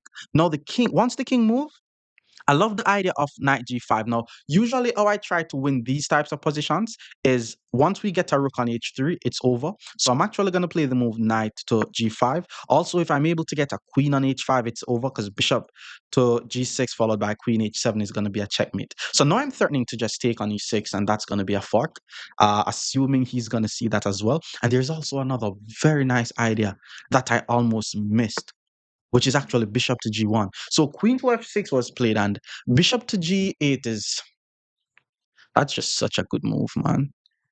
That's just such a good move. But I'm wondering if I could still play rook f3 even though bishop g8 is so strong. Because once I play bishop g8, he's gonna be forced to play pawn to g6. And knight h7 is going to be a fork. His queen has to move. Then I grab my bishop might be trapped. That's the thing. Bishop g8, pawn g6, knight g7, queen g7 takes. Yeah, and then my bishop is going to be trapped. But after bishop g8, pawn g6, there's also bishop takes e6, which is just winning.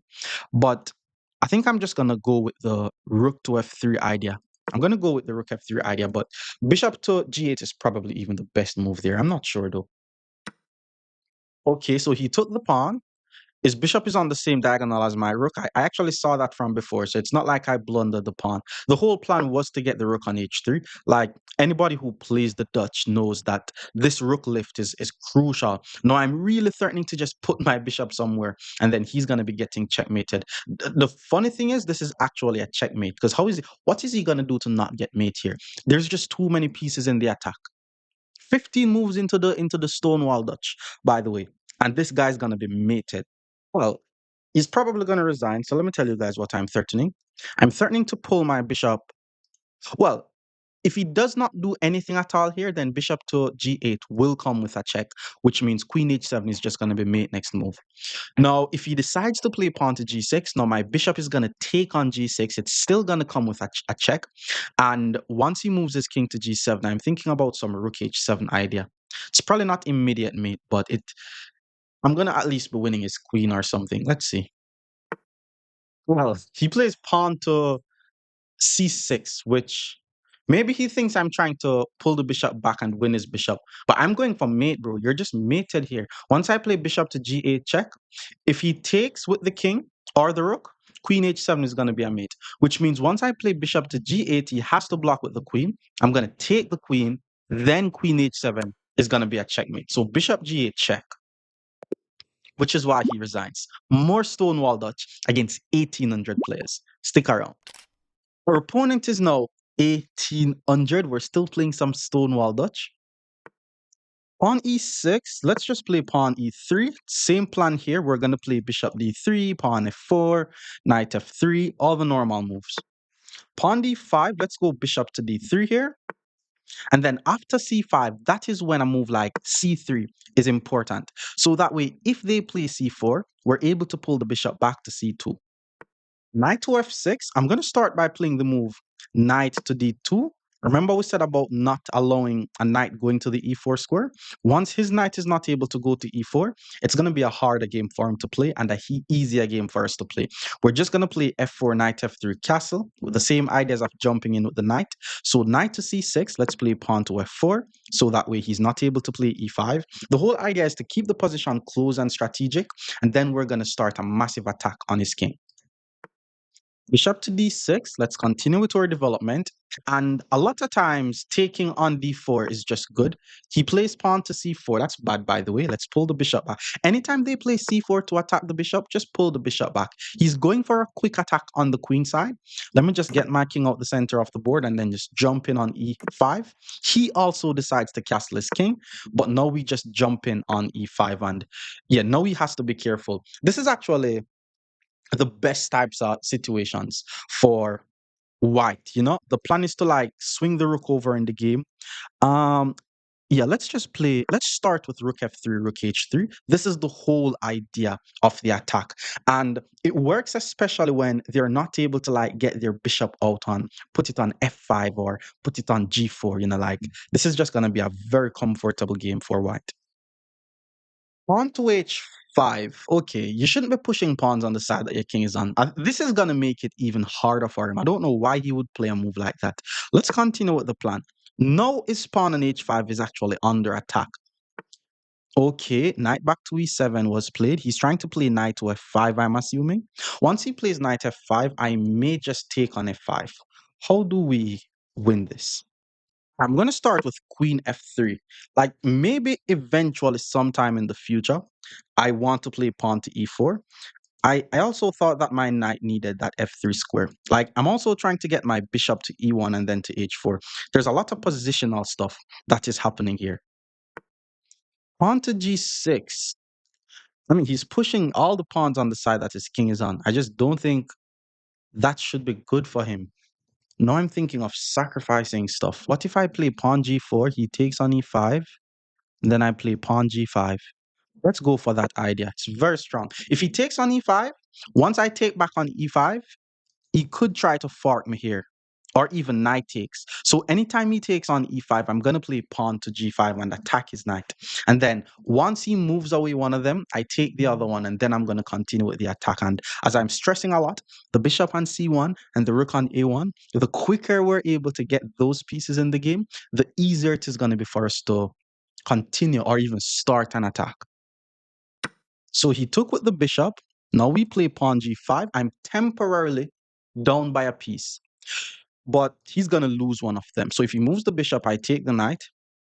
This is not bad for black, by the way. This is just me trying to create imbalances so that way I'm able to attack. Like, if I mess this up with my pieces not as developed, things could go wrong. For example, if he pulls the bishop back, I take, and then he moves his knight, and then my f6 pawn is going to be hanging. Let's see. He just told me that he did not expect that move in the chat. So, that's nice. Okay, so bishop to d4 was played. If I take his knight, he's going to take my pawn. So I just have to take back on d4. And I'm currently down by a pawn, by the way. I'm just doing this because I noticed that he's moved a lot of pawns on the side that his king is on, which should not be acceptable. So even though I'm down by a pawn, I'm assuming sometime in the long run, this will affect him. But let's see where he puts the knight. Knight back to g1. That's a nice square for the knight. Okay, now I'm going to play knight to f1. I'm trying to get rid of this knight on g4 with maybe knight to e3. And it's a very strong knight. And I also need to ensure that I get my bishop in the game and my rook on a1 in the game. Knight f5, very good. If I takes, pawn takes, knight up is very good for him. So let's just start with immediate knight to e3. I'm expecting him to take with the f knight, and then I take, and I'm more than likely I'm going to be forced to use my bishop on c2 to get rid of this knight. So for now, the knight has nowhere to go, but after I play moves like bishop to d1, move my queen out the way, eventually he may have to just take on e3. And in the future, I'm thinking about some very nice sacrificial ideas on h5. Rook to c8 was played. He got his rook in the game. It's very important that I'm patient here and also get my rooks in the game. Now, I could say my pieces are developed. And bishop to d1 is now the plan. I want you guys to notice the moment there's an opponent's piece in my half of the board, I try my best to neutralize that piece because we don't want to allow enemy pieces on our half. And it's kind of why he's trying to play king g7 and rook to h8, because I think he sees all the sacrificial ideas that may happen in the future. Um, Bishop back. Let's start with bishop d1. Let's start with bishop d1. If he takes and I take, then I'm going to be the only one that is able to check on e5. But maybe what I needed to do was keep the dark squared bishop on the board, so that way when I move my queen, his knight has nowhere to go. So a5 was played. Let's pull the bishop back to d2. It looks as if I'm trying to prevent b4, but I'm actually just trying to move my queen. So a5, that's actually a sign that he's going for a draw. He maybe should have played queen b6, trying to play b4. Now once I move my queen, it's going to be a bit harder for him to save. Well, like a pawn, he's going to lose a pawn because technically the knight is trapped and doesn't know where to go, but the knight is guarded. So he just need to not move the knight. But after takes, takes, takes, I got back my pawn, and I have it's opposite colored bishops though. So queen to d6 was played. I need to be careful. I also don't want him to have the option of playing pawn to a3. For example, takes, takes, takes. There's also a rook h8. So let's play pawn to a3 first, to keep the position kind of closed. And after this, I'm going to try to grind out a win. It's not going to be a very easy game to win, especially since he knows about king g7, rook h8. So let's see how we're going to win this. I'm also thinking of rook to e5, actually, just sacrificing the exchange. But that may also not work. So he pulls the queen all the way back. Let's take the knight.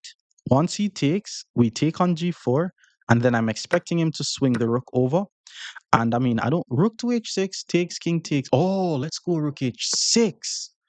Rook h6 is very interesting. Because my bishop is on the same diagonal as his rook, if he takes, I check and then grab the pawn. But something good that he could do is simply move his king out the way and just use my pawn to shield him. And that's what he's doing.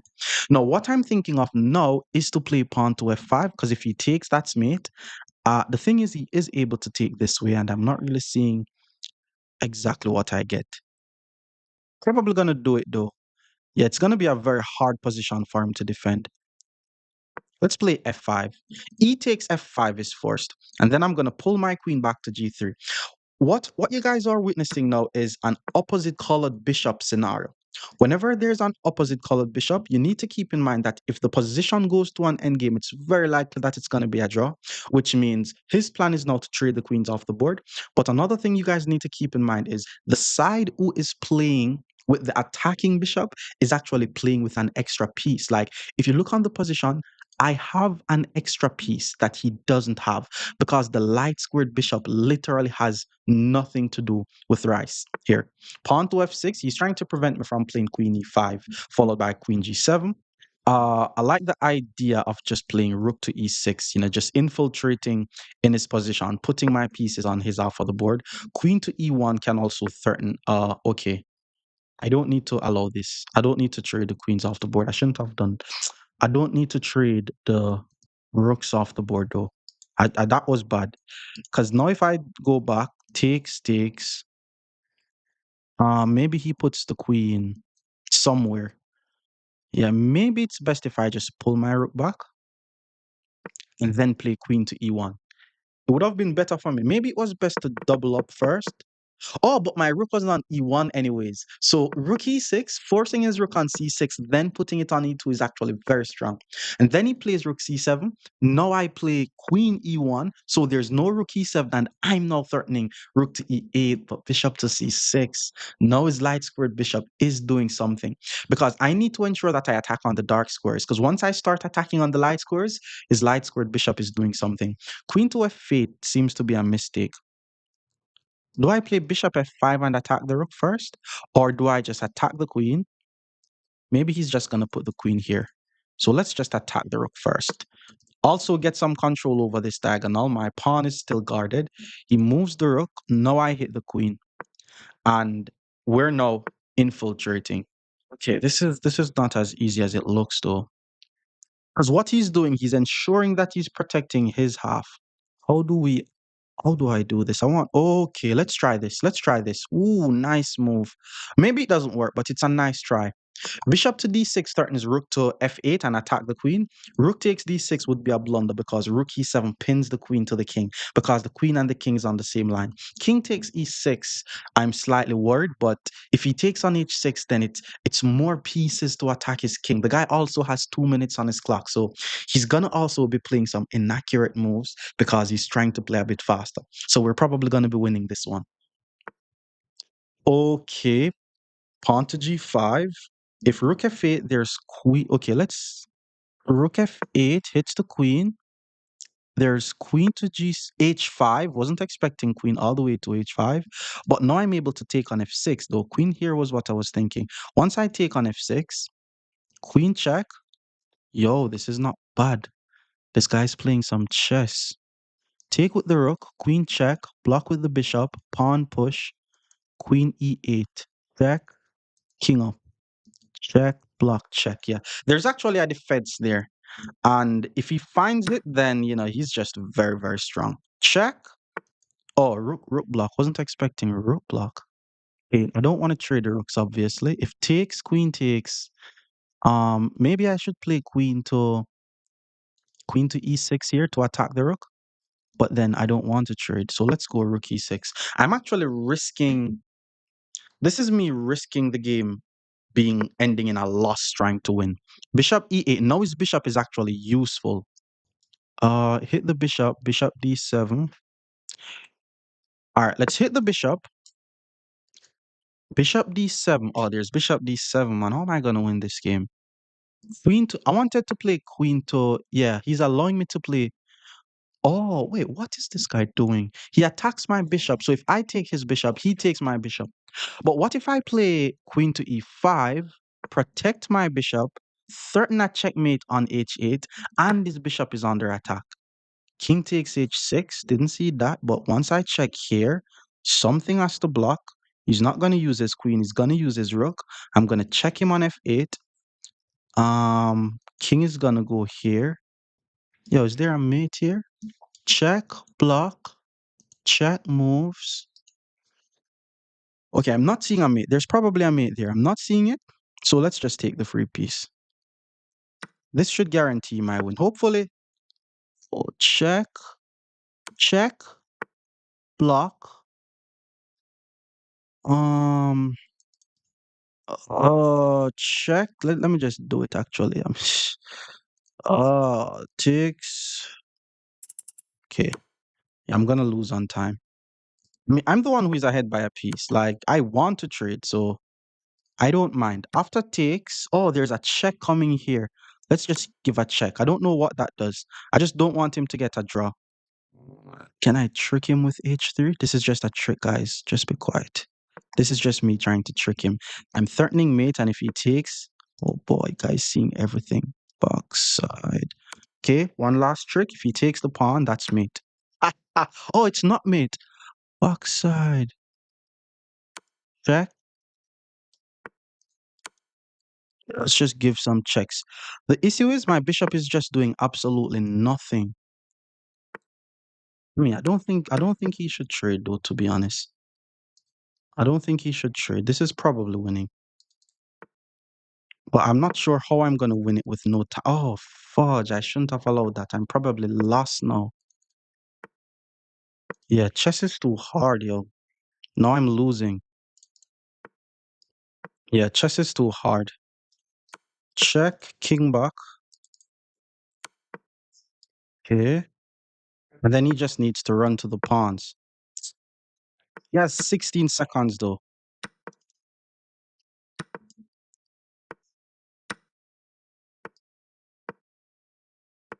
Oh yeah, it's actually lost.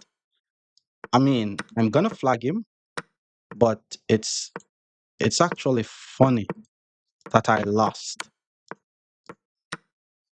Yeah, it's drawn. No, I'm lost. I lost.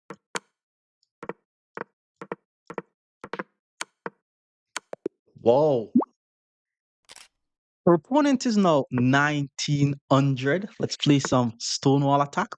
Pawn d5, let's go pawn e3. We know the idea, knight f6. I like to start with bishop d3, so it makes bishop to f5 harder for them to play. And then after a move like knight c6, that's when we play pawn to f4. Preventing e5, knight to b4 is very annoying. So I'm going to play pawn c3, preventing knight b4. And then from here, it's just simple development. Bishop d6, we go knight f3. I'm going to castle my king, jump into e5. In fact, I think it's best if I, oh my God, man, I should have played knight d2 first. And it's crazy. Guys, in these types of scenario, if you're able to play knight d2 and prevent them from putting something on e4, it's going so just the move order is going to make it so easier for you to play. Now that he plays knight e4, I think I'm just going to take on e4. And then once he takes back, I play knight to d2 and attack the pawn, forcing him to play f5. And now I'm going to have to transfer my attack on the queen side. But if I had just played knight d2 first, he would have gotten attacked. So now I'm going to play pawn to c4. And this is just me transferring my attack on the queen side, because whenever they play the stone wall against the stone wall, it's a bit harder. Knight to Yeah, I was just about to say knight b5 is such an annoying move. Yeah, but I should be fine though. The whole idea, eventually I'm going to be chasing out his knight and he doesn't see it. How I'm going to do it is play pawn c5 to hit the bishop. And then once the bishop move, I play knight c4. And even though he's able to get his knight to the d3 square, I'm going to be able to play knight e5 and just exchange his good knight. But I'm probably not going to rush it as well, because if I'm able to get trade his good knight for my undeveloped knight, then that's going to be a bit better for me. So for example, let's say I start with knight c3. Just how can I get a knight on e1? That's the question. Knight a3. Then I play knight c2. Then I play knight e1. So that's the plan. Like, I would love for my knight to just stay on e5. So pawn a6, yeah, he thinks I'm trying to get the knight on b5. That's not what I want. Let's just play knight c2. And now the plan is to play knight e1, get rid of his good knight, and then my good knight is going to go on e5. This is all positional chess, guys. Like, if you have a bad piece, you need to get rid of that bad piece by trading it off for the opponent's good piece, or just trading it off. Maybe it's not a good piece of the opponent. If the opponent has a good piece that is sitting on your half of the board, you have to get rid of it. Like, you shouldn't feel comfortable just playing chess with the guy having such a strong knight on d3. So bishop to f6 was played. If I play knight e1, there's probably knight to b4 followed by knight d5. So I'm going to play pawn to a3 first, so that way his knight is not able to escape. So once I play knight e1, I trade my bad knight for his good knight, and then eventually try to get my knight on e5. And that's why he played bishop f6. He's basically saying, once I put something on e5, he's just going to take it off. Okay, queen to d5. That's a good move. Yeah, my knight is under attack, so I have to move. Knight e5 is just going to take with the knight. So let's play pawn b3 to protect the knight. Then I play knight e1. Again, you have to be patient as well, guys. Pawn b5, I'm not worried about. I'm just going to take. That's actually winning.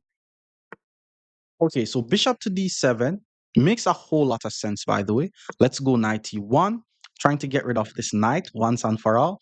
And then once he takes, okay, so the thing is, if I take with the queen, let's just take with the rook. If I take with the queen, there's bishop b5 and my knight is going to be pinned. So let's just take with the rook. After bishop to b5, eventually he may want to put his bishop on d3 as well. So I think it's best for me if I just protect the knight for now. If he takes, I take back and I have very good central control, and then try to play a4 and kick away his bishop. Again, we have to have maximum patience. Another question that I need to answer is, what's the plan for my dark squared bishop? Like, what am I going to do with it? Maybe bishop d2 to a5 and attack c7. I have to bring it in the game somehow. And that's how I find good diagonals and good ranks and files. You just have to see all of them. So bishop to b5, as we said, first we're going to protect the knight. So if he takes, we take. Now we take, and he's forced to move the queen. We have good central control. And well, first I'm going to play rook to b1 because rook needs files and his pawn is unprotected. Now that he plays pawn to c6, eventually I may want to play the move pawn to d5, but I'm going to use all the power that I have to attack his b7 pawn, because that's currently his weakest pawn. So first I'm going to start by playing bishop d2, just connecting my rooks, and then the plan is to triple up on the b file. Maybe rook b3, rook b1, queen d2, or rook b2, queen b1. Okay, bishop back to d1 was played. Pawn to b6, I'm not worried about. Pawn to a5, still not worried about. So let's just play rook to b3. That was the plan. Yeah, it's gonna be very hard for him. Like, yeah, this is gonna be from a positional strategic point of view. I think white is just better here. I just need to not make any weird blunders. Notice how he's also not sure what he's doing. He pulls the bishop back, then put the bishop again. Now I'm just gonna double up my rooks on the b file, and yeah, it's just gonna be not easy for him to defend. Rook f7 is a good way to defend, though. I'm not gonna lie, but I have a little tactical idea that I'm gonna use to win the game. And once I play queen to b7, I'm tripling up on the file. That was the plan. And if he plays rook to b8, it allows rook b6 followed by rook takes a6. And his rook on b8 is going to be unprotected. And that's why he played rook a7. That's actually very cool. Okay, I think I need to regroup. How does this regrouping go now? The good thing is all my pieces are doing attacking role. His pieces are doing defensive role. I need to regroup. Let's start by playing bishop a5, just putting my bishop on a better diagonal. And because his rook is just weak, unprotected, and ugly, if I'm able to switch places with my rook and my queen, like if I'm able to get my queen to the b6 square, I'm going to be attacking his unprotected rook. And once he moves the rook, then I'm going to be able to take on b7. With that being said, from here, the plan is to play queen here, queen here, queen here. So he pulls the queen back. Maybe he's trying to trade the bishops. First, let's play bishop to b6, attacking the rook. So one additional piece is not guarding the pawn anymore. Now I play queen c3. So if he pulls the bishop back, I take the bishop and then he loses the b pawn. Otherwise, oh, it's actually so tricky, man.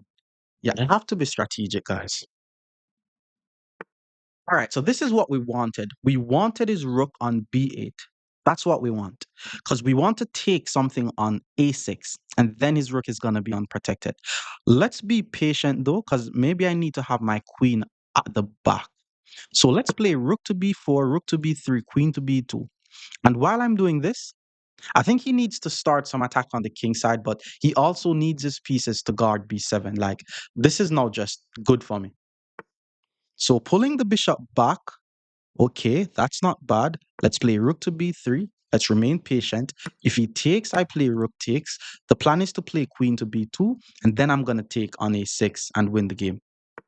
Okay, rook back to a7 was played. This guy, man, he's gonna play rook to b7 if I play queen to b2. With that being said, I'm gonna try to play pawn to d5, takes, takes, takes, queen takes, pawn d5. Okay, first let's play queen to b2 so that way he puts his rook on a square that he doesn't want his rook on. And then I play queen to, how am I gonna win this? Well, eventually I have to go for this pawn break. Let's go queen to c3. Maybe queen to d2 would have been better, but okay, he saw that as well. So push takes, takes, there's rook takes. All right, let's pull the rook back. Maybe the plan here has to be to play d5. So I'm basically switching up the plan a bit. So he moves the queen, still has enough defenders. Let's play queen a5 here, setting up some tactical ideas on his queen. Yeah, queen a5 maybe doesn't do anything. Yeah, that was exactly what he wanted. Now I'm gonna try. Oh, but if I do this, that doesn't work. Okay, let's go rook to d2. I need to make d5 work. Okay, he pulls his rook back. Push, takes, takes. Rook takes, takes. Okay, now I'm going to play queen to b4. Maybe queen to b3. Queen b3, trying to play d5. This guy's defending very well, though. I'm not going to lie.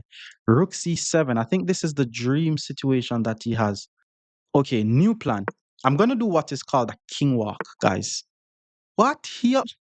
Let's play g3. He's also going to do a king walk.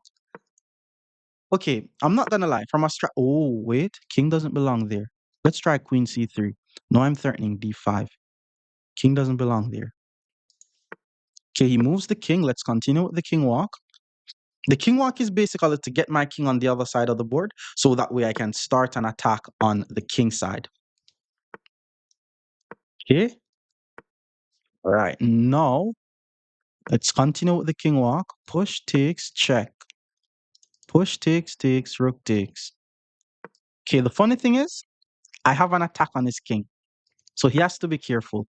Okay, he moves the queen. Let's go queen to a5. I'm currently threatening to sacrifice my queen, by the way. Like, he has to be careful now. Because if I sack the queen and he takes, that's going to be a checkmate. So he has to free up a square. Okay, he moves the king. Oh, he blundered. Haha! He puts his king on the same diagonal as my queen. Rook takes b7, and that's a free pawn, sir. Yo, this guy was defending very well, though. I'm not gonna lie. He was defending very well. A6 is gonna be hanging. Yeah, once he allows me to break through. Yeah, this I want you guys to notice how patient I was this game. I didn't go for the pawn break. I first get my king to ultimate safety, then think about the pawn break, and then he blundered. So he moves the queen. If I takes, rook takes, check, he plays king up. If I check, he plays king up. If I takes, rook takes. Okay, let's just take. I'm ahead by a pawn. I want to trade. Now I need to play. Wait, I'm actually trying to win though. Let's take this free pawn first. Because now I'm ahead by 2 pawns. Eventually I can go back and pin his rook. His king is now just not safe. Okay, queen d7. He's trying to run his king to e7. So let's give a check with the queen. If he blocks with the rook, I'm just trading. If he runs with the king, okay, he blocks with the rook. Rook to b8, and I'm trading. No, I'm just trading the pieces off the board. Being ahead by 2 pawns, this is now just completely winning. But I'm not gonna lie, guys. Sometimes this is what you have to do to win tournament chess games. Like sometimes you're like, oh, how am I not winning? How am I not better? Just keep maneuvering and you should win the game. Because I'm ahead by 2 pawns here, all I'm gonna do is just trade the pieces off the board. And the king and pawn endgame has to be winning. So push takes, takes. Okay, let's be patient. Let's get the king in the game first. Get the king in the game. Now he plays king to a6. I'm gonna play, wait, king a4, king back. Maybe I should push. Push takes, takes, takes. Actually, let's play king c3. I think I need to push and then play king to d4 in order to win, which is slightly risky. King up, no, I push. If he takes, I take. If he takes, king up wins the game. And if he plays king to b5, pawn push also wins the game. So now once I play king to d4, this is now just a winning king and pawn ending. And he's probably going to resign. He's not resigning. Let's take. And from here, it's just over. More Stonewall attack against 2,000 rated players. Stick around. Opponent is now 2,000. Let's play some Stonewall attack. So G6 was played. Let's continue with our regular normal stuff. Bishop goes to D3, pawn goes to F4. And because we're playing against a King's Indian setup type of structure, well, okay, this is weird. I've never seen someone play G6 followed by E6. Let's just continue with our development. Is he going to play E6? Yeah, then he played D6. Maybe eventually he wants to play E5. What is this guy doing? Let's, as I was saying, whenever you're playing against a King's Indian structure, the pawn want to move from E3 to E4. It's basically a King's Indian structure. Just imagine this pawn was on E7. So this pawn being on E6 is basically just wasting a move. So once the pawn reaches to E4, we want to play eventually pawn to E5 and attack the knight. Now, white basically has already a space advantage from the opening stage. Knight to d5 was played, and already I'm thinking of ways to start chasing that knight all around the board. I'm assuming one of the knights are going to be heading towards e4. So let me start. Let me just play pawn c3. No knight is heading to c4. If he takes on e5, I take, and I'm just going to castle my king normal here. So bd7, let's get the king out the center. And then once he castled, the move I want to play is knight d2. But if I play knight d2, that's going to be a fork. So first I'm going to start by playing the move queen e2. It's going to be a very weird position because even if my knight gets to the d2 square, I'm losing the pawn on f4. So I still have to be careful. Maybe I actually need to play c4 and chase away the knight. Okay, here's a nice little plan that I have. I'm going to play knight g5. Why am I going to play knight g5? I'm trying to get my knight to the e4 square so that way once I play knight d2, the rook on f1 protects the f pawn. Pawn to f6 was played, and this looks very weird. It's asking me to sacrifice material. What if I sack the knight? And then the king takes and I play queen h5. Because once I play queen h5, the pawn is not going to be able to take. He's going to be forced to pull the king back, and then I'm going to take on g6, hits the rook. The rook is going to be forced to move. Checking on h7, though, will not be a checkmate. But that's going to be a massive attack on his king, though. That's the thing. Yo, we're going for it. Let's sacrifice on h7. So once the king takes, we play queen h5. The pawn is not able to take due to the pin, which means the king has to go back. We take on d3. We're going to be down by an entire piece, but we're going to have a massive attack on the opponent's king. It's going to be very easy for our rook to join the attack. It doesn't mean that I'm completely winning, because even though I'm the one who is attacking, my pieces are not completely developed. So, okay, he did not accept the sacrifice. That's fine, though. Let me just get my knight back out of there. That's fine. I'm ahead by a pawn. Bishop h6. We go, oh, if I go back to f3, he takes on f4. Knight d2, takes, queen takes. Knight f3 hits the queen. Yeah, that's an idea. Let's go with knight d2. Nah, that's not an idea. Okay, how am I going to do this? Maybe just pull back to h3. No, this is the idea. No. This is weird. I mean, I think I'm winning. Let's play knight h3. I don't want bishop takes to be possible. I wanted to play rook f3, rook h3, though. I need to finish my development, though. That's crucial. I must complete my development. King f7. Maybe he's trying to run with the king, but that's also not helping. Let's play knight d2. That was the idea of knight h3, by the way, because now I have two pieces on f4. Rook h8. Now if I play knight f3, I still have two pieces protecting f4. And now once I put one of my knight on g5, if he decides to take with the bishop, a knight will still be on the g5 square. And this knight that he has on d5, that's actually his best piece. So eventually I'm just going to chase that knight away. But first we need to finish our development. So queen moves to g8. Let's play bishop to d2. We want to play rook to e. Okay, I think he's trying to run his king over to the queen side, which is fine by me, to be honest, because I was planning on starting a king side attack anyways. Let's go pawn to b4. He's going over to the queen side. We're gonna attack on the queen side. Plus, I'm already ahead by a pawn, so it's not like I'm trying to rush to win this game. Like, I'm not in a rush to win this game. I'm just trying to ensure that all my pieces are doing something. Pawn a6, that's fine. Now I'm going to play rook to b1 because I want to play pawn c4, but I don't want to play pawn c4 and allow his knight to take on b4. So now that he pulls his knight back to a7, now I'm going to hit him with pawn to c4. And he's just in a lot of trouble, to be honest, because now the knight has to go back to b6. I'm thinking of pawn c5, but the knight is going to go back there. Knight e7. Let's go rook to e1. I have a little idea where if I play d5 and he takes, pawn e6 is a fork. Pawn d5 was nice though, not gonna lie. Because if I takes, knight takes and he's fine. If I check, eventually the king moves and he's fine. So what do we do? That was a nice move. That was actually a nice move. What's my plan from here?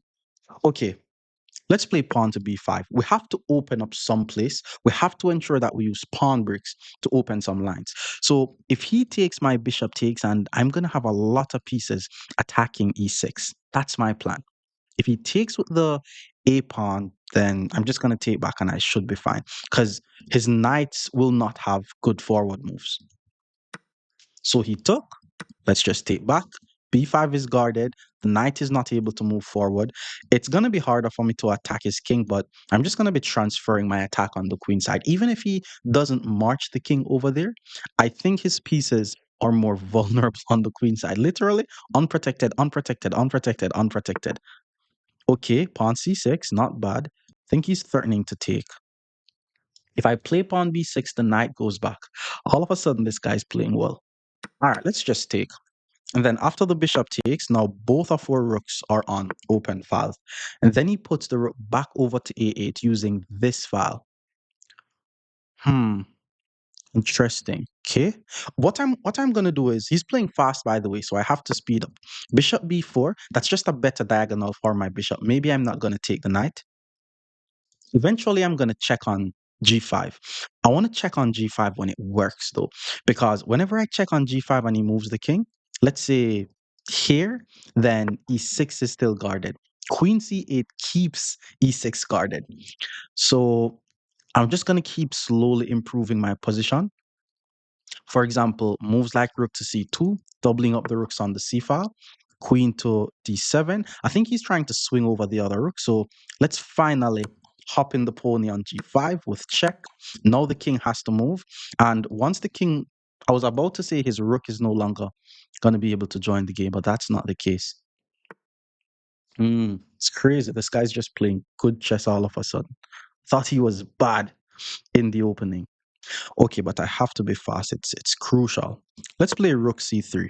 Maybe in the future I should be able to swing my rook over to the queen side.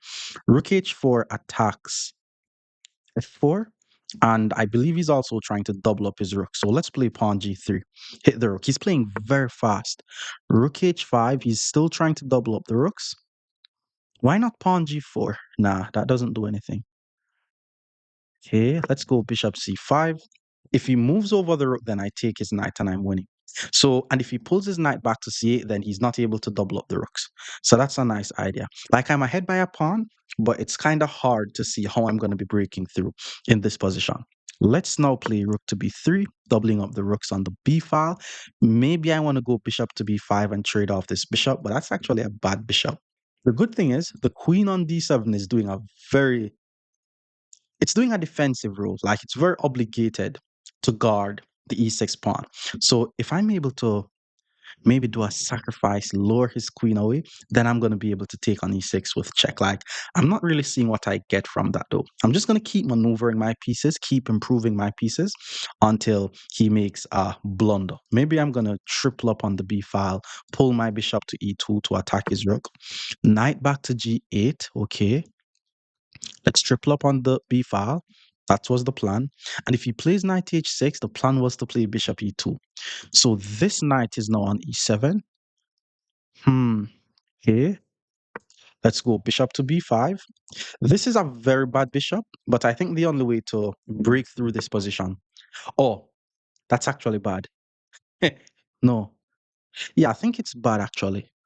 If I take, that's just bad. The queen, the knight, the king, all on the same rank. And I'm tripling up, pointing towards b7. All I need to do to win this game is to take on c6. You see how funny that is? Because his light squared bishop was actually a bad bishop. But that's what helps me to win the game. Because it doesn't really matter what his next move is. My next move is going to be rook b7. This is actually resignable.